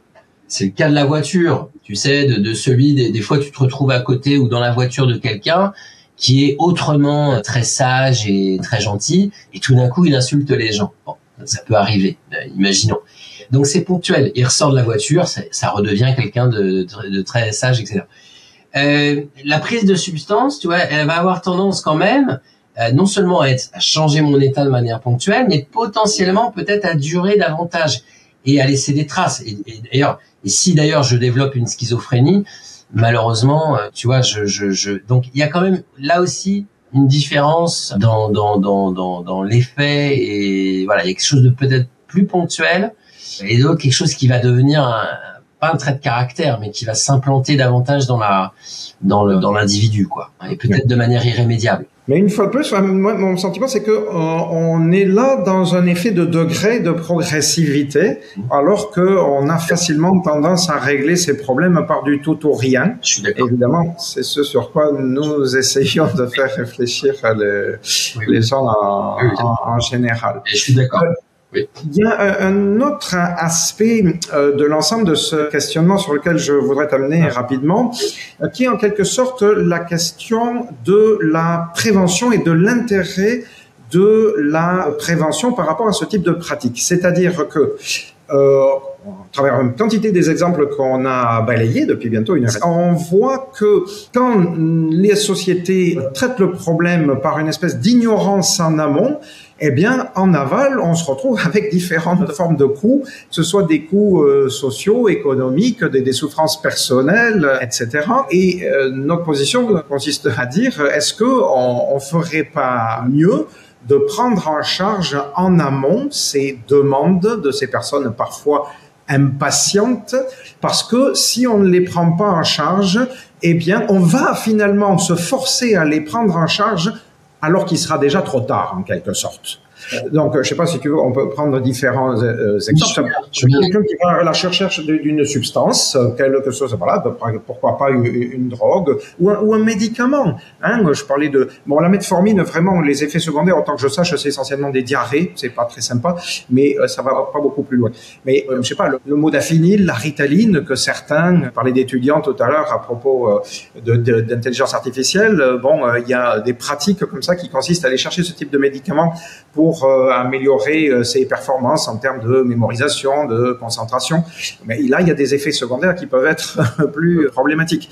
On n'accompagne pas, on ne propose pas d'accompagnement. Si un étudiant ou n'importe qui va voir un médecin en lui disant « Docteur, je voudrais que vous me prescriviez de la ritaline pour améliorer mes performances cognitives », le médecin va lui dire non, a priori. Est-ce qu'on ne peut pas réfléchir à un autre mode pour éviter les dérives, pour éviter les accidents le plus possible, à part l'interdiction? Écoute, alors, dans l'exemple que tu prends, tu vois, de l'étudiant qui veut augmenter ses capacités cognitives et donc qui a accès à la ritaline, bon, alors, il y a un problème. Tu vois, c'est que il va y avoir une inégalité entre les étudiants, parce qu'il y a celui qui prend la substance et il y a celui qui la prend pas. Comme pour une compétition sportive, tu mets à mal l'égalité des participants, bon, qu'on peut mettre en doute, mais en tout cas, on peut questionner. On part pas tous avec les mêmes facilités, bon, etc., etc. Je me permets à la parenthèse, ça n'est pas prévu dans les règlements des concours. Les règlements de concours n'imposent pas aux candidats de partir à égalité. On n'est pas dans l'esprit des Jeux Olympiques et de l'idéal naturaliste. Normalement, là, tu peux être riche et pauvre, avoir une bibliothèque de 50 000 bouquins dans ta maison ou d'avoir un bouquin dans ta maison. Ouais. L'organisateur du concours s'en fiche. Ouais. Oui, et on leur fait pas d'ailleurs des analyses de sang. Non plus. Je sais pas que ce qu'ils ont pris avant de venir au concours. Non, tu as raison. Mais donc, en tout cas, il y a ce problème. Alors après, tu vois, je sais pas. Est-ce que la solution vraiment enviable, souhaitable, c'est de permettre aux étudiants qui le souhaitent, tu vois, avec prescription, d'avoir accès, tu vois, à ce type de substance. Alors, il faudrait voir vraiment quels sont les risques aussi. Est-ce qu'il n'y a pas une addiction possible à la substance? Quels sont les effets secondaires? Je sais pas, moi, si je pense à un étudiant en médecine, si en même temps qu'il fait ses stages, qu'il est sur le terrain, bah, il prend ces substances-là, bah, quel va être les effets dans son rapport au patient, dans ses décisions. Bon, tu vois, c'est tout ça qu'il faudrait évaluer. Et peut-être aussi reconsidérer, tu vois, est-ce que c'est vraiment souhaitable que les individus, pour passer les examens, ils aient besoin de prendre des substances pour augmenter leur capacité? Est-ce que le problème, il n'est pas ailleurs, c'est-à-dire du fait qu'on leur met trop la pression? Si je reste sur les étudiants de médecine, bon, ils sont à la fois sur le terrain, ils dorment pas la nuit, et en plus, ils doivent travailler. Donc, tu vois, on en arrive à des... Bon, et je pense que dans certains milieux professionnels, il y a aussi cette pression au travail qui fait que les gens, bah, en fait, ils vont, alors certes, décider de prendre une substance dopante, mais bon, c'est aussi le milieu professionnel, la pression au travail qui font qu'ils vont la prendre. Et en fait, tu vois, en disant, bah, allez-y, on a le droit de le faire, Ouais, mais en fait, on résout pas le vrai problème et de toute façon, ça va engendrer des problèmes parce que en fait, le problème n'est pas là. Le problème n'est pas dans l'interdiction de l'accès aux substances. Tout ça, à la limite, c'est vrai que tu vois, je serais plutôt de dire, bah, écoute, ça, on pourrait éventuellement dire que bah, les gens font ce qu'ils veulent. Mais le problème, c'est les raisons pour lesquelles ils ont besoin de ça pour pouvoir passer les examens ou pour pouvoir continuer à travailler, tu vois. Donc ça c'est peut-être ça qu'il faudrait revoir, je crois. Je suis pas certain que la solution adoptée soit vraiment la réponse au problème. Mais et là, j'ai pris l'exemple, donc, par exemple, des étudiants en train de bachoter, parce que d'après ce que j'en lis, c'est un des cas les plus fréquents. Mais on peut imaginer, je sais pas moi, l'écrivain à la recherche du flow, pour être plus efficace. Alors là, écoute, moi ça me va, ou du guitariste qui voudrait développer. Mais non, mais donc là, si tu veux, on est dans autre chose, c'est-à-dire que si demain je veux écrire un livre en prenant des substances psychédéliques, parce que j'estime que le sujet de mon livre ou que ce livre-là, je veux, bah écoute, ça moi ça ne me pose pas de problème. Mais sur le plan moral. Il devrait y avoir un accompagnement médical. Imaginons la société idéale dans laquelle il y a des sous pour payer des professionnels de santé et avec du temps. Est-ce que il devrait y avoir un accompagnement médical de proposer ou bien est-ce que ça relève pas de la médecine? On revient évidemment à cette question. Ouais, bah écoute, moi je pense que oui, parce que tu vois, comme quand je reviens avec ton exemple de la voiture, quand tu souhaites acheter une voiture, bah tu vas voir les personnes expertes du domaine pour te renseigner, t'informer de la mécanique, etc.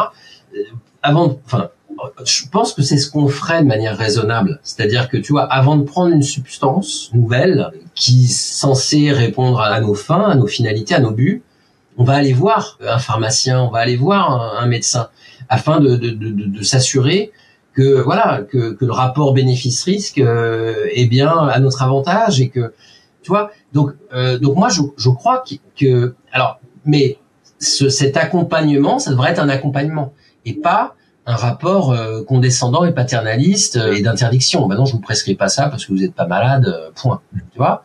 Donc, je pense qu'on peut repenser et on doit repenser le rapport des médecins du corps médical et paramédical à la société. C'est ce rapport-là qu'il faut repenser. Alors, on arrive doucement vers la fin, je pense, de notre entretien. J'ai encore 2-3 questions qui auront sans doute toutes les trois tendance à élargir le sujet, à nous amener peut-être vers des dimensions quasi philosophique, qui sait. Mais je veux partir d'abord d'un cas bien précis en demandant ton avis. Par rapport aux questions les plus aiguës, je vais dire, on a pu balayer, je pense notamment aux questions liées à la génétique. La France a une attitude particulièrement conservatrice et sévère, et ça, c'est pas seulement mon point de vue, ça se traduit ça se traduit dans quelque chose de bien concret, à savoir que c'est le seul pays au monde à avoir créé ce qui s'appelle un crime contre l'espèce humaine. Il n'y a pas d'autre pays dans le monde qui soit doté de cette législation-là. Ce crime est d'ailleurs le deuxième, le plus important, le plus grave dans le code pénal, juste en dessous, juste après donc les crimes contre l'humanité. Le crime contre l'espèce humaine, en fait, il est précisé parce qu'il ne concerne que 2 pratiques éventuelles. La première de ces pratiques, c'est le clonage reproductif. Et la deuxième de ces pratiques, c'est beaucoup plus flou parce que ça s'appelle simplement l'eugénisme, ou plus exactement la mise en pratique, la mise en œuvre de pratiques eugénistes. C'est de ça dont parle la loi. Je termine cette question, si tu veux, en rappelant que cette législation, elle a été votée au tout début des années 2000, juste après notamment, d'une part, un peu de temps après la naissance de la fameuse brebis Dolly, c'était 99, quelque chose comme ça. 88. Et juste après l'annonce, qui était un fake au passage, mais bon, l'annonce par la secte Raël qu'ils avaient donné naissance à un bébé cloné. Donc, dans le faux exemple de la secte Raël, il y avait à la fois le côté clonage reproductif et le côté eugénisme. Et les arguments qui étaient là derrière, qui ont poussé au vote de cette loi, notamment lié à tout un débat qu'il y avait eu en Allemagne dans les années précédentes. Je ne vais pas rentrer dans les détails, mais avec notamment le philosophe Habermas, Jürgen Habermas, argumentant en disant que ces pratiques conduisaient à une perte inévitable de la dignité de la personne. Et donc, j'en viens à te demander, réfléchis un petit peu à ces questions. Qu'est-ce que tu penses de l'existence de cette législation en France? Oui, je précise aussi que donc depuis maintenant près de 25 ans, en fait, cette législation, elle n'a jamais été appliquée parce qu'elle n'a jamais trouvé de sujet à quoi s'appliquer. Je relisais, tu vois, mais c'est vrai que le clonage reproductif humain, lorsqu'il est accompli en bande organisée, c'est une amende qui peut s'élever à 7 500 000 euros, 7 500 000 euros. Alors, j'ai écrit un petit livre, tu vois, sur le clonage reproductif humain, et je défends, comment dire, en tout cas, je m'attaque à l'argument de la dignité, c'est-à-dire que, à mes yeux, mais je suis pas le seul évidemment à le penser, cet argument de la dignité, il est finalement assez faible, assez fragile. Pourquoi? Tout simplement, l'idée que, imagine que demain, je veuille un enfant et que je sois seul et que pour avoir cet enfant, eh bien, je décide d'utiliser l'une de mes cellules et donc cet enfant sera mon clone, qui soit identique sur le plan génétique à moi, à l'original, eh bien en fait cette personne que je vais élever comme mon fils, si je l'élève comme mon fils, d'accord, que je lui dis pas tous les jours de sa vie, mais tu es moi, tu es mon double. Attention, tu dois pas faire ça, tu dois faire de la philosophie, parce que tu es mon clone, etc. Et un comportement qui serait effectivement totalement déraisonnable et complètement irrationnel. En fait, cette personne que je vais élever comme mon fils, elle sera une personne. C'est-à-dire, sauf si je l'emprisonne, que je la mets attachée dans un garage pour lui prélever ses organes quand il aura grandi. Bon, c'est donc des trucs complètement farfelus, fantasmatiques, on peut voir dans certains films. En fait, il y a, à mes yeux, aucune raison. En tout cas, il n'y a pas, à mes yeux, de raison valable de dire qu'un clone, un individu cloné, aurait moins de dignité qu'un autre. Il serait tout à fait libre, autonome, capable, mon clone, de faire du piano plutôt que de la guitare, de détester le surf et la philosophie et de n'aimer que la plomberie, par exemple. Il n'y a aucune raison valable qui... Donc, voilà. Donc, ce que je défendais dans ce petit livre sur le clonage, c'était l'idée que, finalement, les raisons très conservatrices, bioconservatrices, pour lesquelles on a interdit le clonage reproductif humain, ne sont pas légitimes. En fait, ce sont des fantasmes, des peurs qui sont, à mes yeux, oui, qui ne sont pas légitimes. Il y a un élément que je retiens, cependant, contre le clonage reproductif humain, c'est là encore les risques potentiels sur le futur individu. C'est-à-dire que tu vois, déjà chez les animaux clonés, la question est de savoir, voilà, quelle est leur espérance de vie, est-ce qu'ils ont plus de chances, de risques de développer des cancers, des leucémies, voilà. Comme pour d'autres techniques, le transfert mitochondrial, il y a tout un tas de techniques pour lesquelles on s'interroge, tout simplement, voilà. Et donc, la question pour moi du clonage reproductif humain, on pratique déjà, et on l'a pratiqué et ça marche sur différents animaux non humains, pas simplement des chèvres, mais il y a aussi des primates, des dromadaires, des dromadaires. Il y a tout un tas d'animaux sur lesquels, des chiens, des chats, sur lesquels on a réussi le clonage. Moi, la question qui m'interroge, ce serait donc tu vois uniquement celle-ci, essentiellement celle-ci, celle des risques pour les individus clonés de développer. Voilà. Et le problème, c'est que alors on expérimente sur des animaux non humains. Qu'est-ce que ça donnera sur des animaux humains? Bon, il me semble qu'à un moment donné, on peut aussi faire confiance aux scientifiques, c'est-à-dire que si on a fait des expériences sur des animaux non humains suffisamment proches de nous et que il n'y a pas d'effet, finalement, ça va être comme d'autres types d'expérimentations qu'on réalise sur des animaux non humains. On pourra se dire à un moment donné, on peut y aller. Voilà. Et tu vois, et donc là, en fait, la question sera encore pour moi celle de l'autonomie des personnes qui auront accès à ces techniques. C'est-à-dire que effectivement, il faudra conseiller à une personne qui voudrait voir revivre son fils qu'il a perdu dans un accident de voiture de manière dramatique à l'âge de 20 ans et qui se tourne vers le clone pour faire revivre son fils, évidemment qu'il faudra lui dire non, en fait, c'est pas ton fils que tu vas revoir. Donc là, la technique, tu vois, ce serait effectivement, on devrait l'aider à faire son deuil, en fait, et non pas lui donner accès comme ça totalement du jour au lendemain au clonage reproductif. Même chose pour un compagnon qui a perdu sa compagne ou l'inverse, etc. Mais pour un individu qui, par exemple, je sais pas moi, vous voyez, dans un couple, tiens, par exemple, qui souhaiterait avoir recours plutôt qu'au don d'embryon, eh bien à un clone, ou à une personne seule, idem à un clone, on n'aurait plus besoin du coup de dons de gamètes, avec ce sur quoi il peut y avoir d'autres problèmes au don de gamètes, il peut y avoir d'autres problèmes au don d'embryon. Moi, je crois que on devrait laisser ouvert cette technique. Alors le problème, enfin, en France, c'est qu'en ayant interdit le clonage reproductif, on a aussi interdit, me semble-t-il, le clonage thérapeutique. Non, tu dis, Marc? Ça a évolué. Ça a été longtemps interdit, mais dans les dernières lois de bioéthique, on a ouvert certaines possibilités. Ça reste très encadré, mais on a quand même progressé en ce sens-là. On a quand même progressé là-dessus. Les scientifiques, en première ligne, ont argumenté pour bien marquer la différence entre clonage reproductif et clonage thérapeutique, de manière à ce que le second soit possible. Très bien.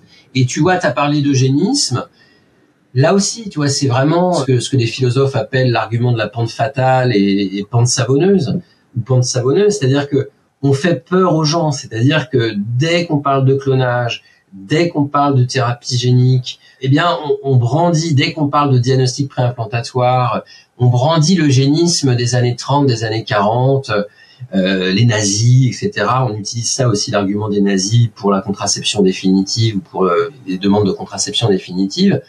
Mais en fait, là aussi, vous voyez, on est dans l'extrapolation, on est dans la fantasmatique, et donc on s'interdit des choses qu'on pourrait encadrer et légaliser de manière raisonnable, rationnelle, en ayant un vrai cadre légal. Voilà. Et donc, au lieu de permettre et d'ouvrir cela, on interdit, on se bloque. Mais ça, c'est propre à la France. Ça a été le cas sur l'aide active à mourir pendant des années. On a, ça y est, une avancée. On va voir ce que ça va donner avec le Sénat, etc. Les allers-retours avec le Sénat. Mais on a là des avancées. On va vers quelque chose qui n'est pas, vous voyez, une ouverture totalement démesurée, sans aucun questionnement, sans aucune précaution. Je veux dire, à part quelques farfelus, en fait, personne ne veut ça non plus. C'est-à-dire que, voilà, on est dans une démocratie, on est en 2025, on doit pouvoir développer l'accès à ces techniques. Je pense que la plupart des transhumanistes sont sur cette ligne. C'est-à-dire, on n'est pas dans un libéralisme sans aucun questionnement, à la fois sur l'environnement, à la fois sur le bien-être des individus, à la fois sur des questions de discrimination, de justice sociale.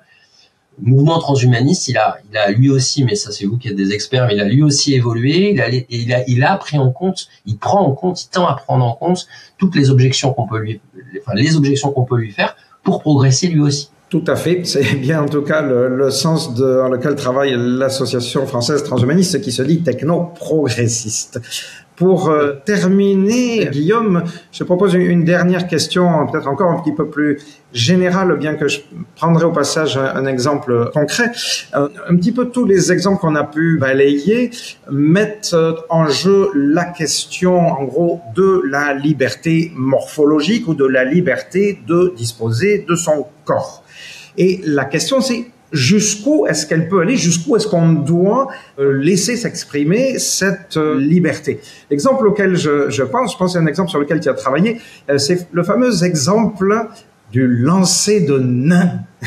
La jurisprudence française a été amenée à se confronter à cette question-là il y a quelques années, et elle a tranché, le groupe de juges, en interdisant cette pratique. La question qui est derrière pour moi, c'est, donc de manière générale, est-ce qu'il faut tracer des limites et pas seulement se contenter de frontières qui sont toujours poreuses et malléables? Comment est-ce qu'on fait? C'est quoi les critères? Si on se met d'accord à certains moments pour tracer des limites, par exemple dire la majorité c'est à 18 ans, ça c'est une limite qu'on trace. Puis des fois avant c'était 21 ans, et puis dans certaines circonstances, dans certains pays on va dire c'est 16 ans, etc. C'est quoi les critères? Si on se prend par exemple cet exemple du fameux lancer de nains, qu'est-ce qui peut justifier au fond de tracer des limites, et dans quelle circonstances ou dans quelle mesure est-ce qu'elles sont acceptables ou pas acceptables, supportables ou pas supportables, ces limites? Il y a pas mal, tu vois, c'est intéressant. Il y a beaucoup d'éléments. Tu vois, il y a plusieurs éléments de réponse. Alors, tu prends le lancer de nain, et je préfère parler du lancer de nain, ça va être plus facile que de parler de la question de la majorité. Sur la question, tu vois, de la majorité, notamment sexuelle, je vous renvoie à mon livre sur sexe et tabou. J'essaie de poser cette question, mais aussi, tu vois, à partir de quand l'évaluation de la capacité à un animal non humain à consentir à une relation sexuelle, ça c'est aussi une question qui m'intéresse, parce que finalement, tu vois, on dit, bah non, un animal, il n'est pas capable de consentir à une relation sexuelle, un animal non humain. Mais en fait, sur quoi on s'appuie pour... Bon, ça, je vous renvoie sur sexe et tabou. Alors, si on reste sur le lancer de nain et la libre disposition de soi, alors le lancer de nain est pas interdit en France, tu vois. Petite nuance, il est... En fait, c'est un arrêt du Conseil d'État qui permet, sauf erreur de ma part, au préfet, au maire d'une ville, de l'interdire. Tu vois, voilà. Donc, si demain... Il y a une jurisprudence, mais pas de loi. Voilà. Ça te permet, tu vois, Marc, si demain ou Gaëtan, dans votre ville, vous voulez organiser un spectacle de lancer de nain, vous pouvez tenter la chose. Et si le maire, le préfet ne vous l'interdit pas, suite à l'annonce de cet événement, vous allez demander la réservation d'une salle adéquate, il est libre de dire non, vous le ferez pas, parce que moi, je ne peux pas dans ma ville. Hein. Mais qu'est-ce qui légitimerait, qu'est-ce qu'on pourrait être considéré comme légitime dans sa décision d'interdiction? Alors, pour moi, rien. C'est-à-dire que, si tu veux, alors, la seule chose, ce serait le fameux trouble à l'ordre public. Imagine que dans cette ville, où tu veux organiser un spectacle de lancer de nain, il y ait eu des manifestations toute la semaine par des gens qui cassaient des voitures, qui incendiaient des magasins. Et là, effectivement, je dirais, bon, écoutez, non, le spectacle de lancer de nain ne va pas se passer parce que là, il y a trouble à l'ordre public. C'est comment dire, la sécurité qui est mise en danger. Ça peut paraître absurde, mais dans l'arrêt du Conseil d'État, c'était quand même ce trouble à l'ordre public qui était utilisé. On pensait qu'effectivement, le lancer de nain portait atteinte au trouble de l'ordre public. Mais par contre, la justification, c'était que ce trouble à l'ordre public était lié aussi, je vous dis ça de mémoire, ça fait longtemps que j'ai pas bossé sur le lancer de nain, sur comment dire, là encore, la dignité. Donc en fait, l'argument fondateur de la loi, du législateur français a été celui de l'atteinte à la dignité. On portait atteinte à la dignité de la personne lancée, donc ici de petite taille, mais peu importe, en la lançant tel un projectile. On portait atteinte à sa dignité. Or, tu vois, mon petit livre sur le lancer de nain, ça s'appelle Puis-je lancer un nain qui le veut bien. J'essayais d'interroger cette idée parce que tout dépend ce qu'on entend par dignité, mais en gros, de manière assez simple, si porter atteinte à la dignité d'une personne, c'est le réduire à l'état d'objet. Et c'était un peu l'idée du Conseil d'État. Il disait, et puis des différentes municipalités, c'est de dire, on le réduit à l'état de projectile. Et donc, on en fait un objet, on ne le respecte pas en tant que sujet. Sauf que, tu vois bien que cette personne de petite taille, à l'époque, c'était donc 95, c'était Manuel Wackenheim, qui était donc une personne de petite taille, mais lui, il revendiquait le fait qu'on puisse le lancer dans des spectacles. Il gagnait sa vie, c'était un emploi. Après une période de chômage, je vous dis ça de mémoire, je crois, il y avait une période longue de chômage, mais il avait enfin trouvé un emploi. Il était plutôt bien payé. Il était reconnu, il y avait des affiches. Il disait même d'ailleurs qu'il avait toujours voulu être pilote d'avion et que là, il avait une affiche avec un casque en train de voler dans les airs. On l'appelait le nain volant. Bon. Et donc, voilà, atteinte à la dignité, mais en fait, lui, il revendiquait le fait que ça lui donnait une valeur, en fait. Au contraire, ça lui donnait de la valeur, cette activité.